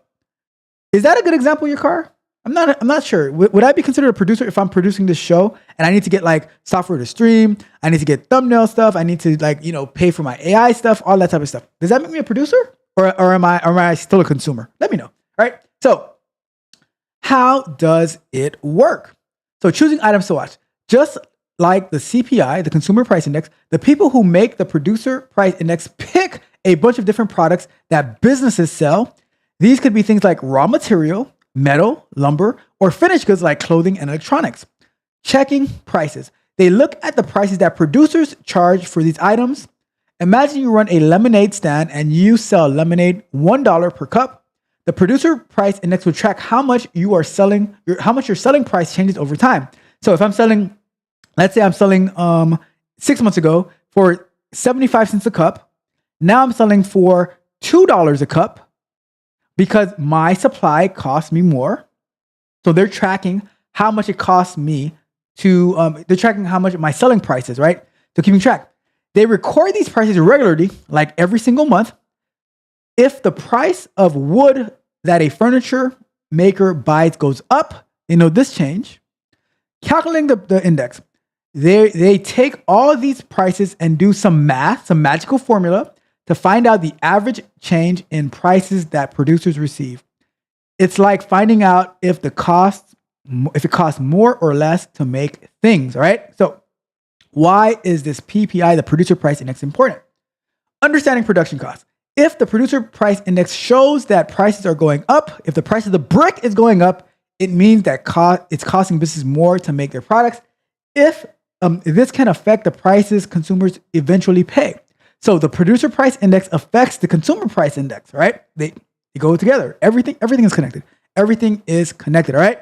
So the Producer Price Index helps us understand the economic health of the production side of the economy. If costs are rising too fast, it might lead to higher prices for the consumer. Inflation, business planning. Companies use the Producer Price Index to make decisions about pricing their products and planning their budgets, all right? So an example, raw material. If the price of steel goes up, if the price of the brick of steel goes up from $100 per ton to $120 per ton, then the Producer Price Index would show this increase. Finished goods. If a bakery charges $2 for a loaf of bread, when it used to be 50 cents back in the days, or 75 cents back in the days, according to your car, then increases the price to $2.50, the Producer Price Index record would record this change. Services. If a trucking company charges $500 to deliver goods and then changes the price to $550, the producer price index would capture this change as well.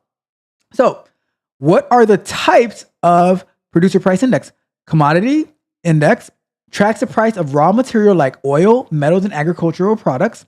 Industry index tracks the price of specific industries like automotive industry or the clothing industry.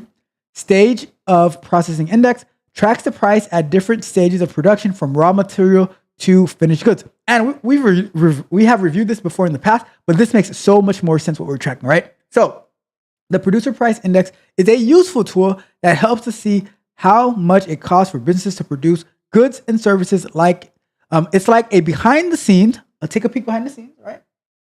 Behind the scenes, look at the economy, showing us the wholesale price before they each reach the consumer, right? So that was that one.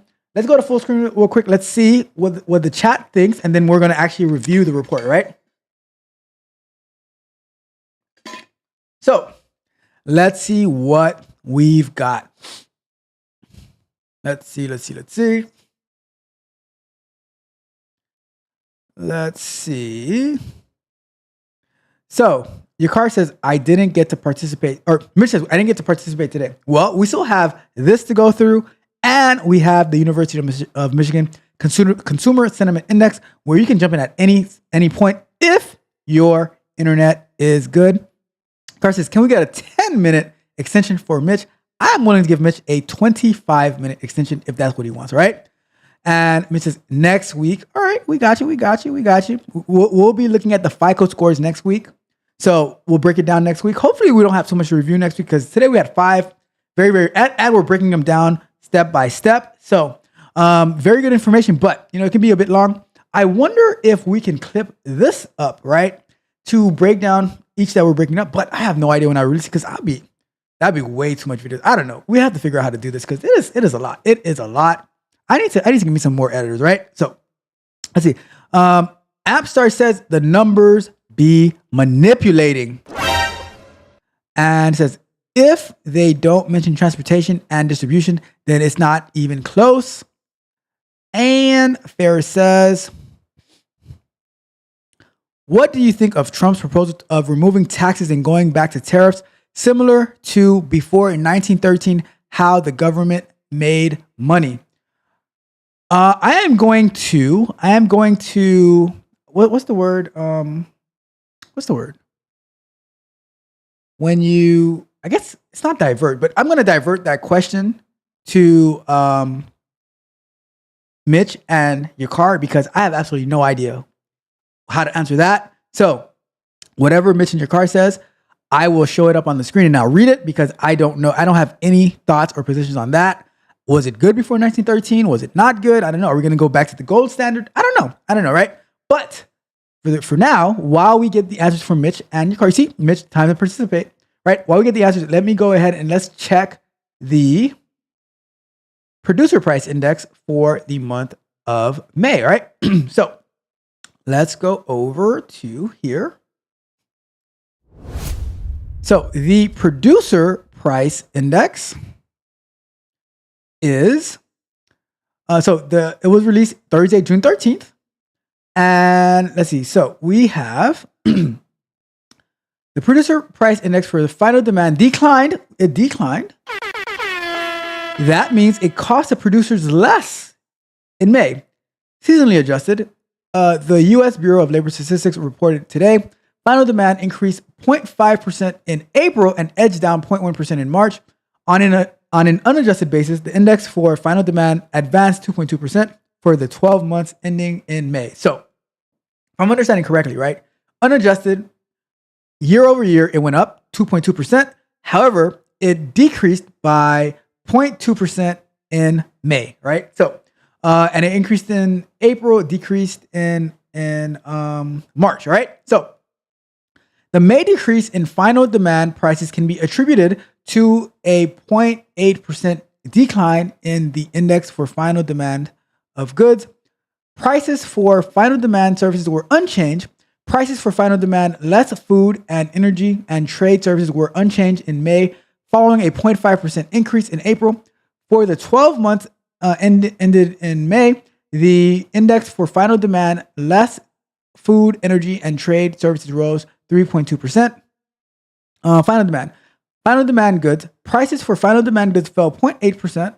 In May, the largest decline since moving down 1.2% in October of 2023. Leading the May decrease, the index for final demand energy dropped 4.8%. Prices for final demand foods edged down 0.1%. In contrast, the index for final demand goods, less foods and energy, advanced 0.3%. Let me do a quick look, right? What is final demand in the consumer in the producer price index?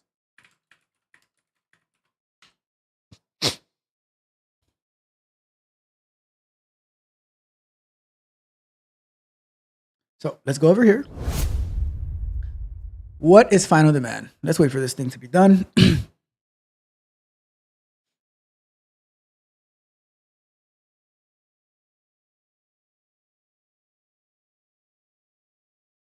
All right, so final demand. Final demand refers to the price that producers receive for goods and services that are sold for the last time. Before they reach the consumer, it's like the last step in the product's journey from the producer to you. So that means that the whole entire product. So let's say the producers of the oatmeal pies, right? Little Debbie oatmeal pies. From when they get the packaging, the boxing, the little plastic packaging, the actual oatmeal cookie, the cream that goes inside of it, all that good stuff, the labeling, all that, right? Once they sell that box, I would assume that would be final demand, right? That's what it sounds like to me. End products. These are the products that won't be used to make something else. They are ready to be used by businesses, consumers, or exported to the other countries. Would the end product be the actual? I guess that would be the actual product itself. I guess I don't know. Examples of final demand: consumer goods, things like clothes, electronics, and food that you buy at the store, like the Little Debbie snacks, honey buns, maybe. When these items are sold to stores, that is part of final demand. Business goods, items that businesses buy to use in their operations, like office supplies or machinery. When these items are sold to businesses, that's also part of final demand.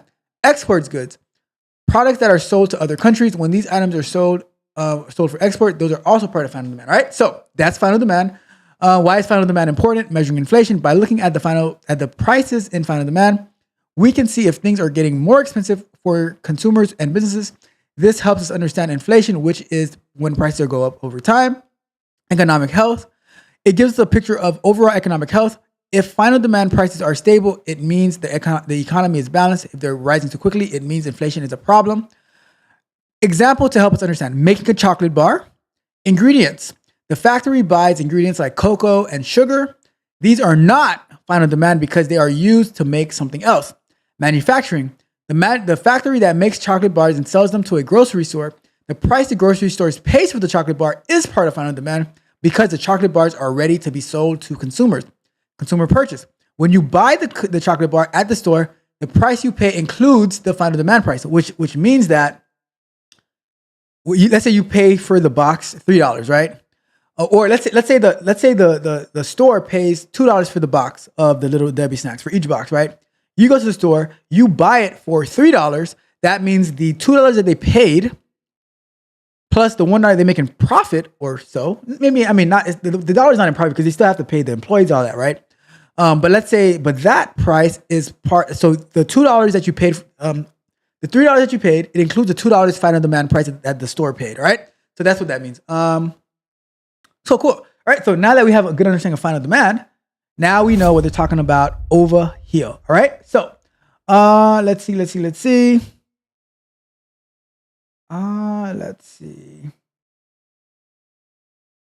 So we're here. Product detail: nearly 60% of the May decrease in the index for final demand goods can be traced to 7.1% decline in the price of gasoline. So the price of gasolina is what had a big decrease in the final demand goods. The indexes for diesel fuel, chicken, eggs, electric power, jet fuel, and basic organic chemicals also fell. Conversely, prices for cigarettes, those are very, very bad for you, rose 3.3%. The index for hayseed, and oilseeds, and for and for residual fuel also moved higher, right? So, the final demand for services. Prices for final demand services were unchanged in May after increasing 0.6% in April. In May, the indexes for final demand trade services for the final demand service, less trade, transportation, and warehousing rose 0.2% and 0.1% respectively, with all due respect. In contrast, prices for final demand transportation and warehousing service fell 1.4%. Product detail within the index for final demand services in May, margins for fuel and lubricants retailing jumped 12.2%. The index for food and alcohol retailing, outpatient care partial, automobiles and automobile parts retailing, and apparel, footwear, and accessories retailing also advanced. Conversely, prices for airline passenger services fell 4.3%. The indexes for machinery and vehicle wholesaling, professional and commercial equipment wholesaling, portfolio management, and truck transportation and freight also declined. All right, so we have a little graph here showing the changes. Intermediate demand by commodity. Within the intermediate demand in May, so let's see, intermediate demand. That sounds like intermediate demand would be the prices for the materials to make whatever it is that we're trying to make. Let's do a quick look at that, see what that means.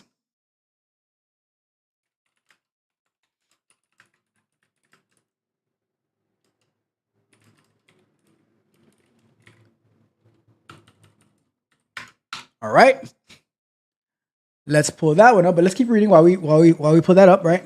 So within intermediate demand, all right, so let's see here. In May, prices for processed goods fell 1.5%. The index for unprocessed goods decreased 1.8%, and the prices for services edged up 0.1%, right? So processed goods for intermediate demand, the index for processed goods for intermediate demand moved down 1.5% in May, the largest decline since falling 2.3% in December 2022. The May decrease is attributable to prices for processed energy goods, which dropped 8%. In contrast, the index for processed materials, less food and energy, advanced 0.1%, and prices for processed foods and feeds rose 0.3%. For the 12-month ended in May, the index for processed foods or for intermediate demand moved down 0.7%, right? So let's break it down what that actually means. So it would say,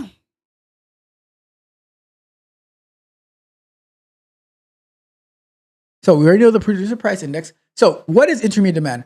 This refers to the price that producers pay for goods and services that will be used to make other products. These are not final products you see in the stores, but materials and services used in the process of making those final products. It is exactly what I said. Cash me outside. How about that? All right. So, what else? So, what is a commodity? A commodity is a basic good that can be used to produce other goods or services. Examples include things like metal, chemicals, and lumber. What does intermediate demand by commodity mean, right? So intermediate demand by commodity means looking at the price of different kinds of goods, commodities, that are used by producers to make other products. It helps us understand how the cost of these basic materials and services are changing over time. So remember when there was like a chip shortage, like especially during the pandemic, right? And like getting these CPUs and stuff like that, these chips for these cars, it was so hard. So that made the price of cars and everything was skyrocketed, right? So think about it like that.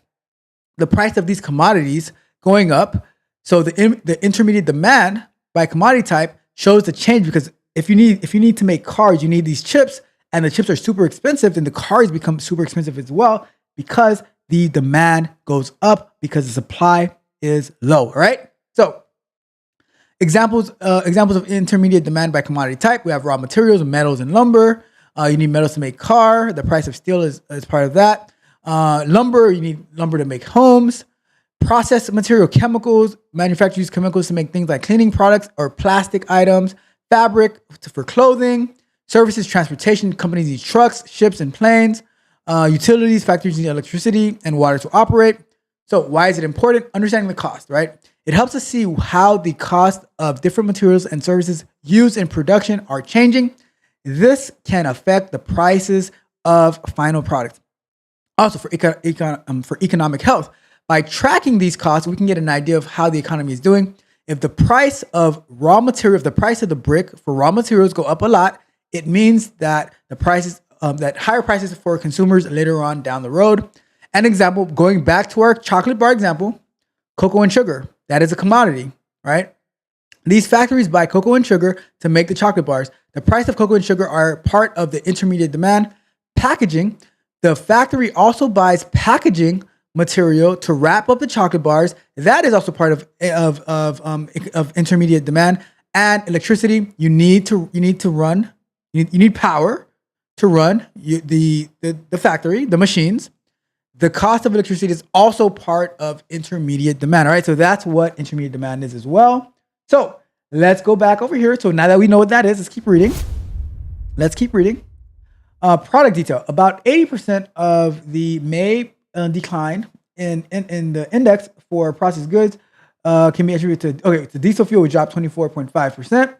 The index for gasoline, industrial, electric power, commercial electric power, basic organic chemicals, and jet fuel also decreased. Conversely, price for non-ferrous mill shapes increased 3.8%. The index for natural cheese, except for cottage cheese, except every other cheese, except for cottage cheese, and for residual fuel also rose. Shout out to cottage cheese out there.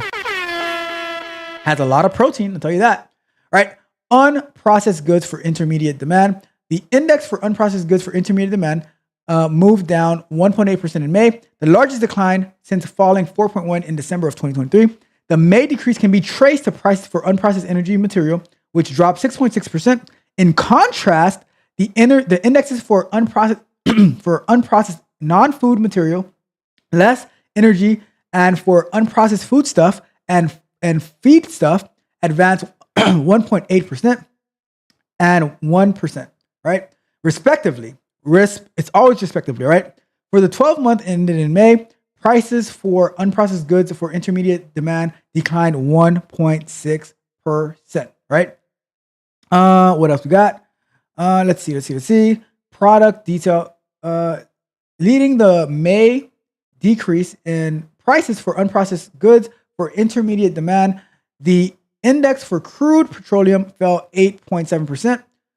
Prices for slaughter hogs, ungraded chicken eggs, slaughtered chickens, raw cotton, and raw milk also moved lower. Conversely, the index for aluminum base scrape jumped 18%. Shout out to aluminum.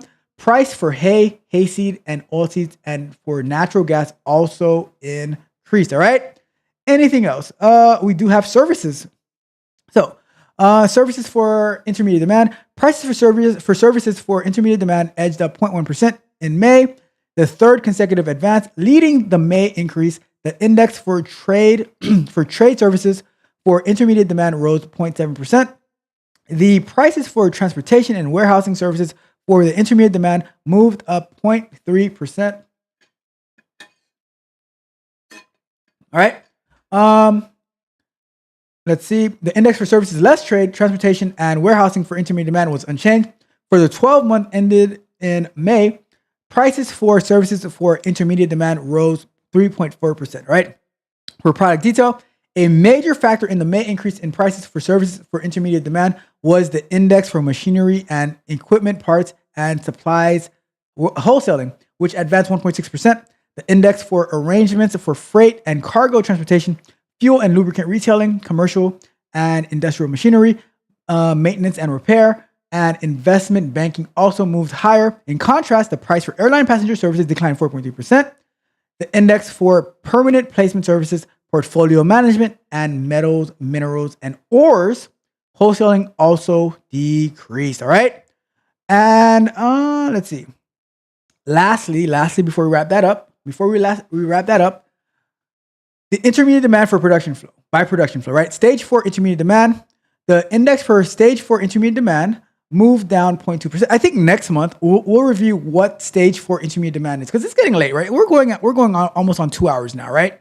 So I think we're at 2 hours at this point. Yeah, we're at just about at 2 hours. So we still have the University of Michigan Consumer Sentiment Index. So let's break this one down, and then we'll do the University of Michigan, and then we'll wrap it up, right? So we'll definitely look into the state. Let me write that down, right? Let's look for different stages of. Let me do this, right? Add this breakdown.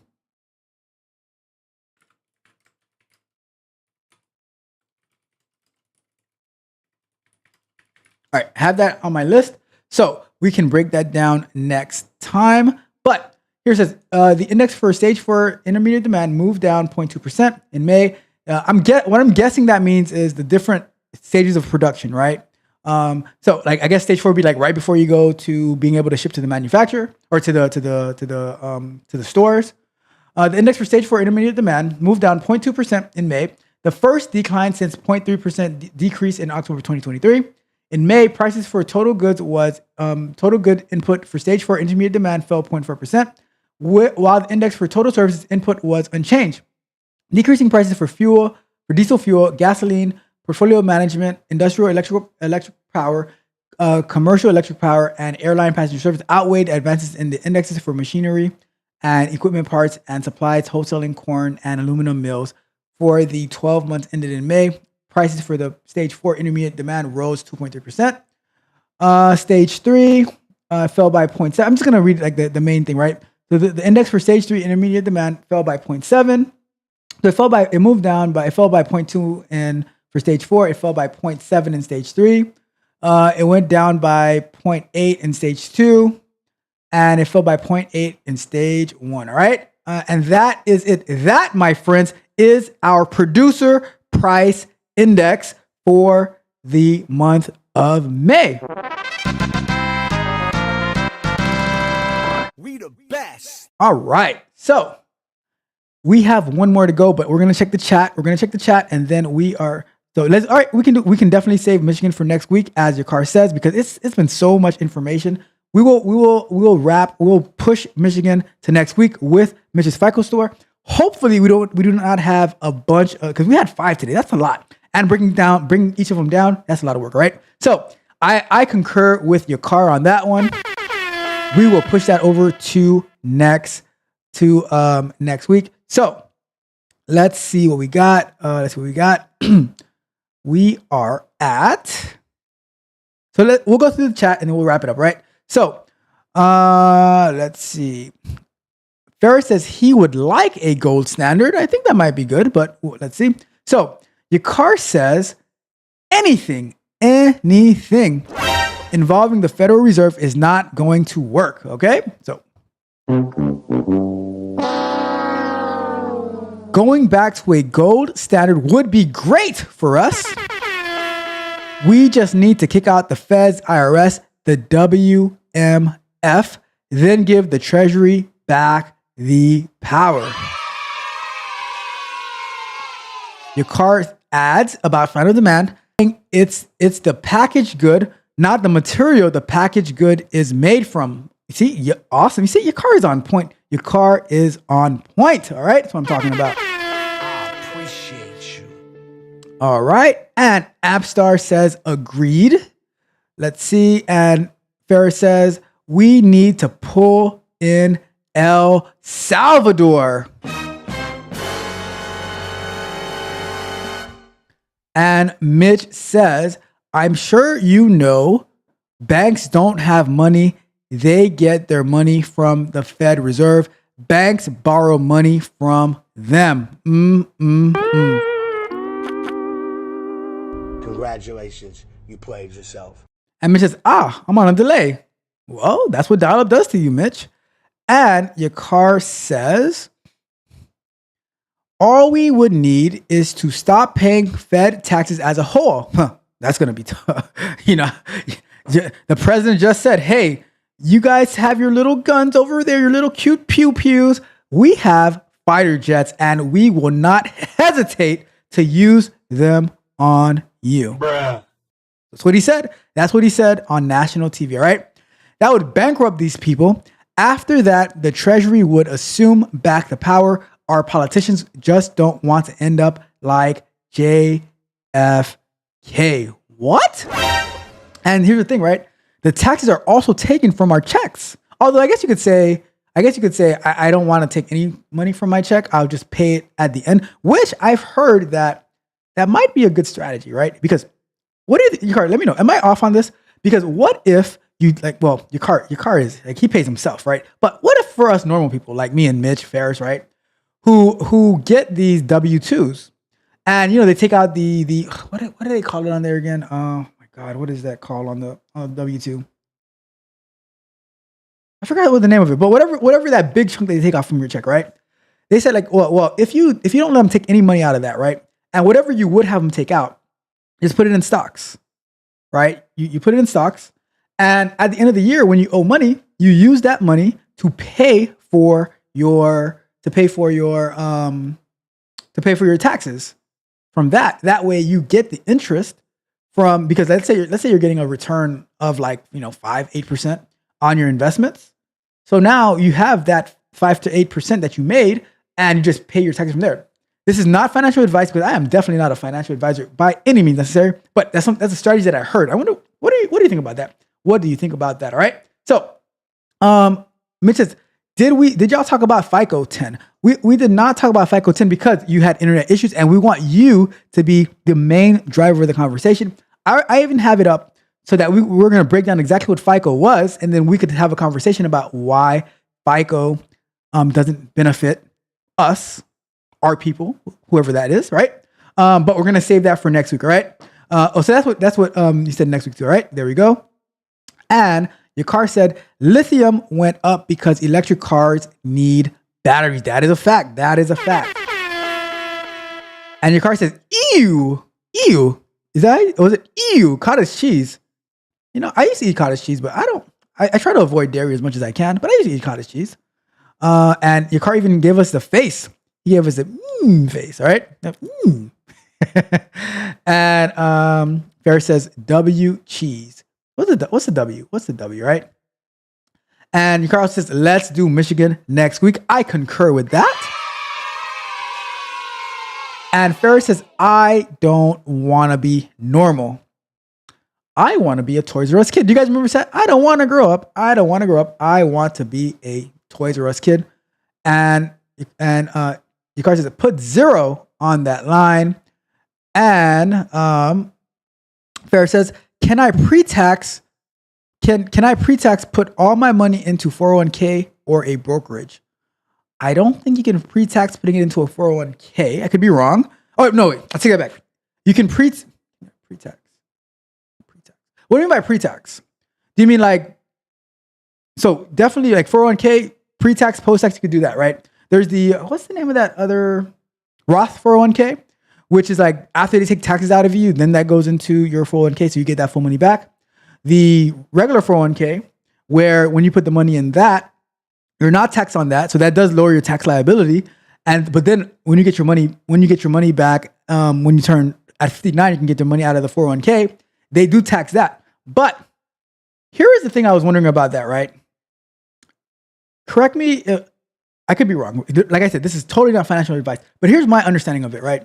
When you're taking out money from your 401k, you're not taking out all of the money. So if you're like, let's say, quote unquote, you're paying yourself. So let's say you need, I don't know, $60,000 a year to survive off, right? Because let's say like you don't have any bills. So everything is paid off. So you need $60K to survive off of. So you say, I'm going to take $60K per year from my 401k. Does that mean that you're only getting, so does that mean that you're making $60K per year? So you're getting taxed on that $60K and not the full value that's in your 401k. So whatever the tax rate is at that time, when you turn 59, you're paying it on that $60K that you're taking out year over year, and not on the full amount that you have in your 401k, right? So let's say you're still working and you don't have to take money out of your 401k, so you're getting taxed on whatever you're getting paid to get work on. So that's my interest. That's my understanding. I could be wrong, Mitch, Ferris, your car, if I'm wrong, please correct me. And your car says, don't let them take it out. It's really an interest-free loan to the government. That's what I've always heard. That's why you get the money back in a form of a tax return check. Pay at the end and deduct as much as possible. This is not financial advice. That is just your car's opinion, although I like it. I'm going to look into that for next year, right? I'm going to see what can I do? What can I do? Move the money around the right way. And Mitch says, do you know the real reason why 401k was instituted? If not, you should look into it. Interesting. I am going to write that down. Is it because the government couldn't keep up with pensions? I don't know. Let me write it down. Let me write that down. All right, let's put that in here. Why was 401k instituted? All right, so I have that on my list to look into, and we can probably review it on one of these shows. And what else we got? Let's go to Ferris said to avoid pension, right? I don't know. That's what I heard. That's what I think.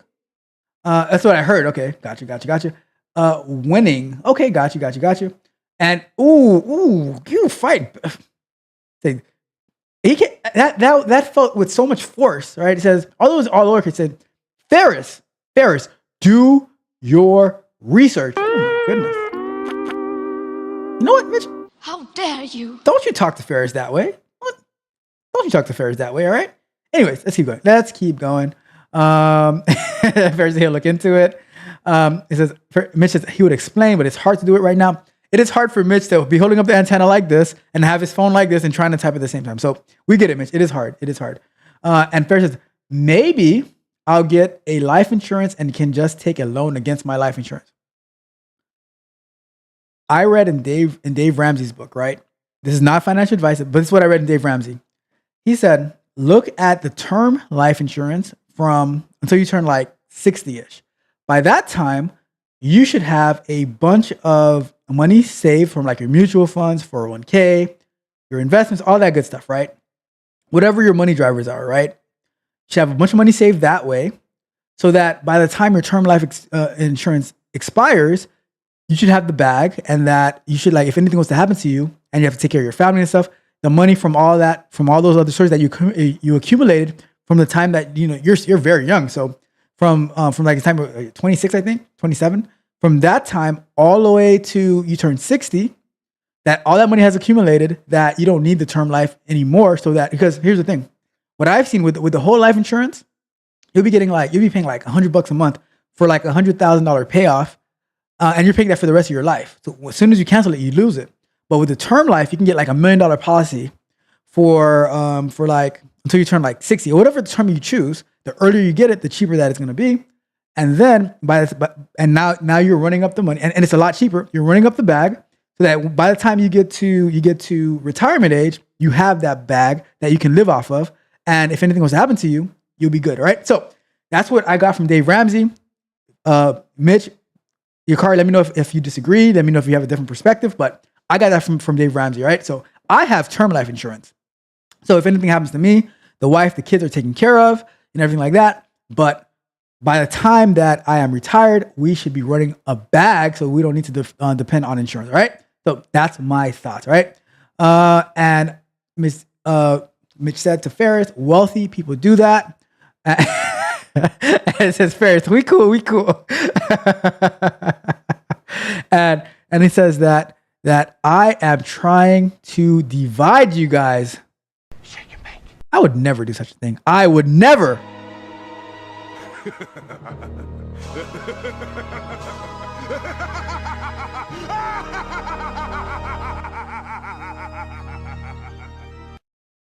And your car says compounding interest. And Mitch says, while he's typing with one hand, his tactics don't work for our people. And it says, the watermelon people are attacking. And Amstar says, won't even really see that bag. All right. So, and Mitch is, you guys see, first Ferris was asking for me to come, and then I show up, and then now he's teaming up with Mitch. I see. You know what, Ferris? Next time, I'm just gonna stay in the chat. I'm just gonna be laughing. I'm gonna be laughing and watching, and I'm gonna be just pointing and laughing. I'm not gonna say anything. I will though. I will like the video, share the video, and subscribe to the channel, like everyone has done here. And I will hit the notification bell in case, you haven't done so already, and you need this amazing content. All right. And if you haven't done so yet, do me a favor, because you can even sign up for free. Go over to www.techcoachralph.dev. See, sign up for the Patreon, even if it's for free. And I have access for the paid tiers, access to exclusive content, as well as access to one-on-one coaching where we can level up together. We can run up the bag. But that is it for today. Thank you guys so much for tuning in. I really appreciate it. Mitch, hopefully your internet works out. Amstars, my guy Amstars, I really appreciate you. Your car, it goes without saying, the best moderator across many platforms, right? Across many platforms. Everyone who tuned in, really appreciate it. Got lots of stuff to do today. Ferris is putting sad faces. Ferris, I don't know why you're putting these crying faces, because what you said to the young lady yesterday, would you share with us on the stream? You made her cry. All right. So I'm just saying, all right. And Mitch says he wanted me to come so the attention goes on you. You see what I mean? You see what I mean? And then all of a sudden, they're gonna be doing a stream on you talking about, I had a stream and I was saying stuff in the chat and I wasn't acknowledging stuff like that, and that's not fair and all that type of stuff. And you're just a big fat meanie. All right. So it is what it is. All right. And Mitch says, y'all definitely getting this work tomorrow. Mitch is saying, I'm coming ready, locked. I need to get a locked and loaded sound, right? Mitch says, I'm coming ready, locked and loaded. And Ferris says, what did I say? Are they lying on you, Ferris? Are they lying on you? See, Ferris was so tired from yesterday. He doesn't even know what he was saying. Ferris seems half asleep. And he's in his soft boy era. Ooh, in his soft boy era. Let's get it. All right. I'm gonna get out of here. Your car with the smiling, with the laughing emojis. We're gonna get out of here. Thank you guys so much for tuning in. We have been going for 2 hours and 15 minutes because we were running up the numbers, running up the bag, getting our economic game. It was so good. We didn't even get to the University of Michigan Consumer Sentiment Index survey, Consumer Sentiment Survey. We're gonna do that. The first thing we're gonna do next week is that Consumer Sentiment Survey, and then we're gonna continue, right? I had a great time. Thank you guys so much for tuning in. But you know me. I have a question for you. And that question is, what is that question? The question that I always have for you as we wrap it up is, Are you not entertained? Are you not entertained? Is this not why you are here? are you not entertained? I am very entertained. And for Saturdays, right? Because we are about our business. Like as Trick Daddy says, I'm about my money. You better have my money. When I come, ask him about my money. So, because I mean, all we do is win, man. You know that. all we do is win. And on that note, you guys know, yesterday's price is not today's price, especially on a Saturday. And today's price is not tomorrow's price, according to the Producer Price Index and the Consumer Price Index. See how I plugged that in there? I'll be going live tomorrow, where we're going to be working on Terraform. All right, so tune in, get a bowl of popcorn, get your computers up, work with me. While I'm working, you're working, you're listening, we're having fun, but going back and forth, using our timers, where we take our breaks and we hang out, and then we get back to work. Work with me, right? Work with me. Ferris, you need to learn Terraform. In the next 2 weeks, join in tomorrow. No excuses, Ferris. Because if you want the price of the brick to go up, One more thing. Price of the brick going up. if you want the price of the brick to go up, you better tune in every single show. All right? And on that note, we're getting out of here. Everyone's entertained. Amstar says the numbers be manipulating. And on that note, friends and family, we are out.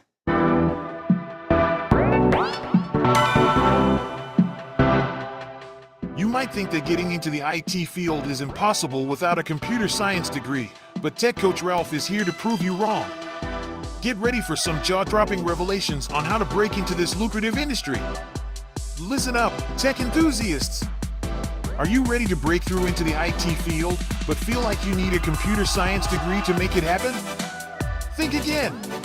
Tech Coach Ralph has some exclusive, mind-blowing secrets to share with you. Get ready to be blown away by his jaw-dropping revelations on how to break into the tech industry without a computer science degree. So get your notepad ready, because Tech Coach Ralph is going to change your life forever. Buckle up, because you're about to embark on a journey to success in the IT field.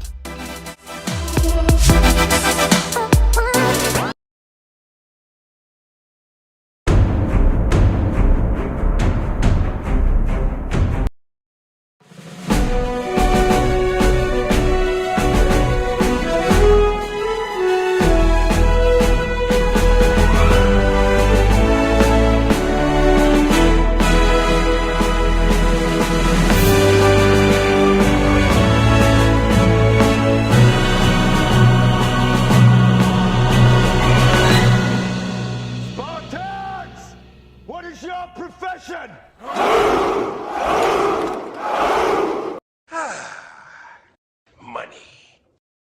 Thank you for your patronage.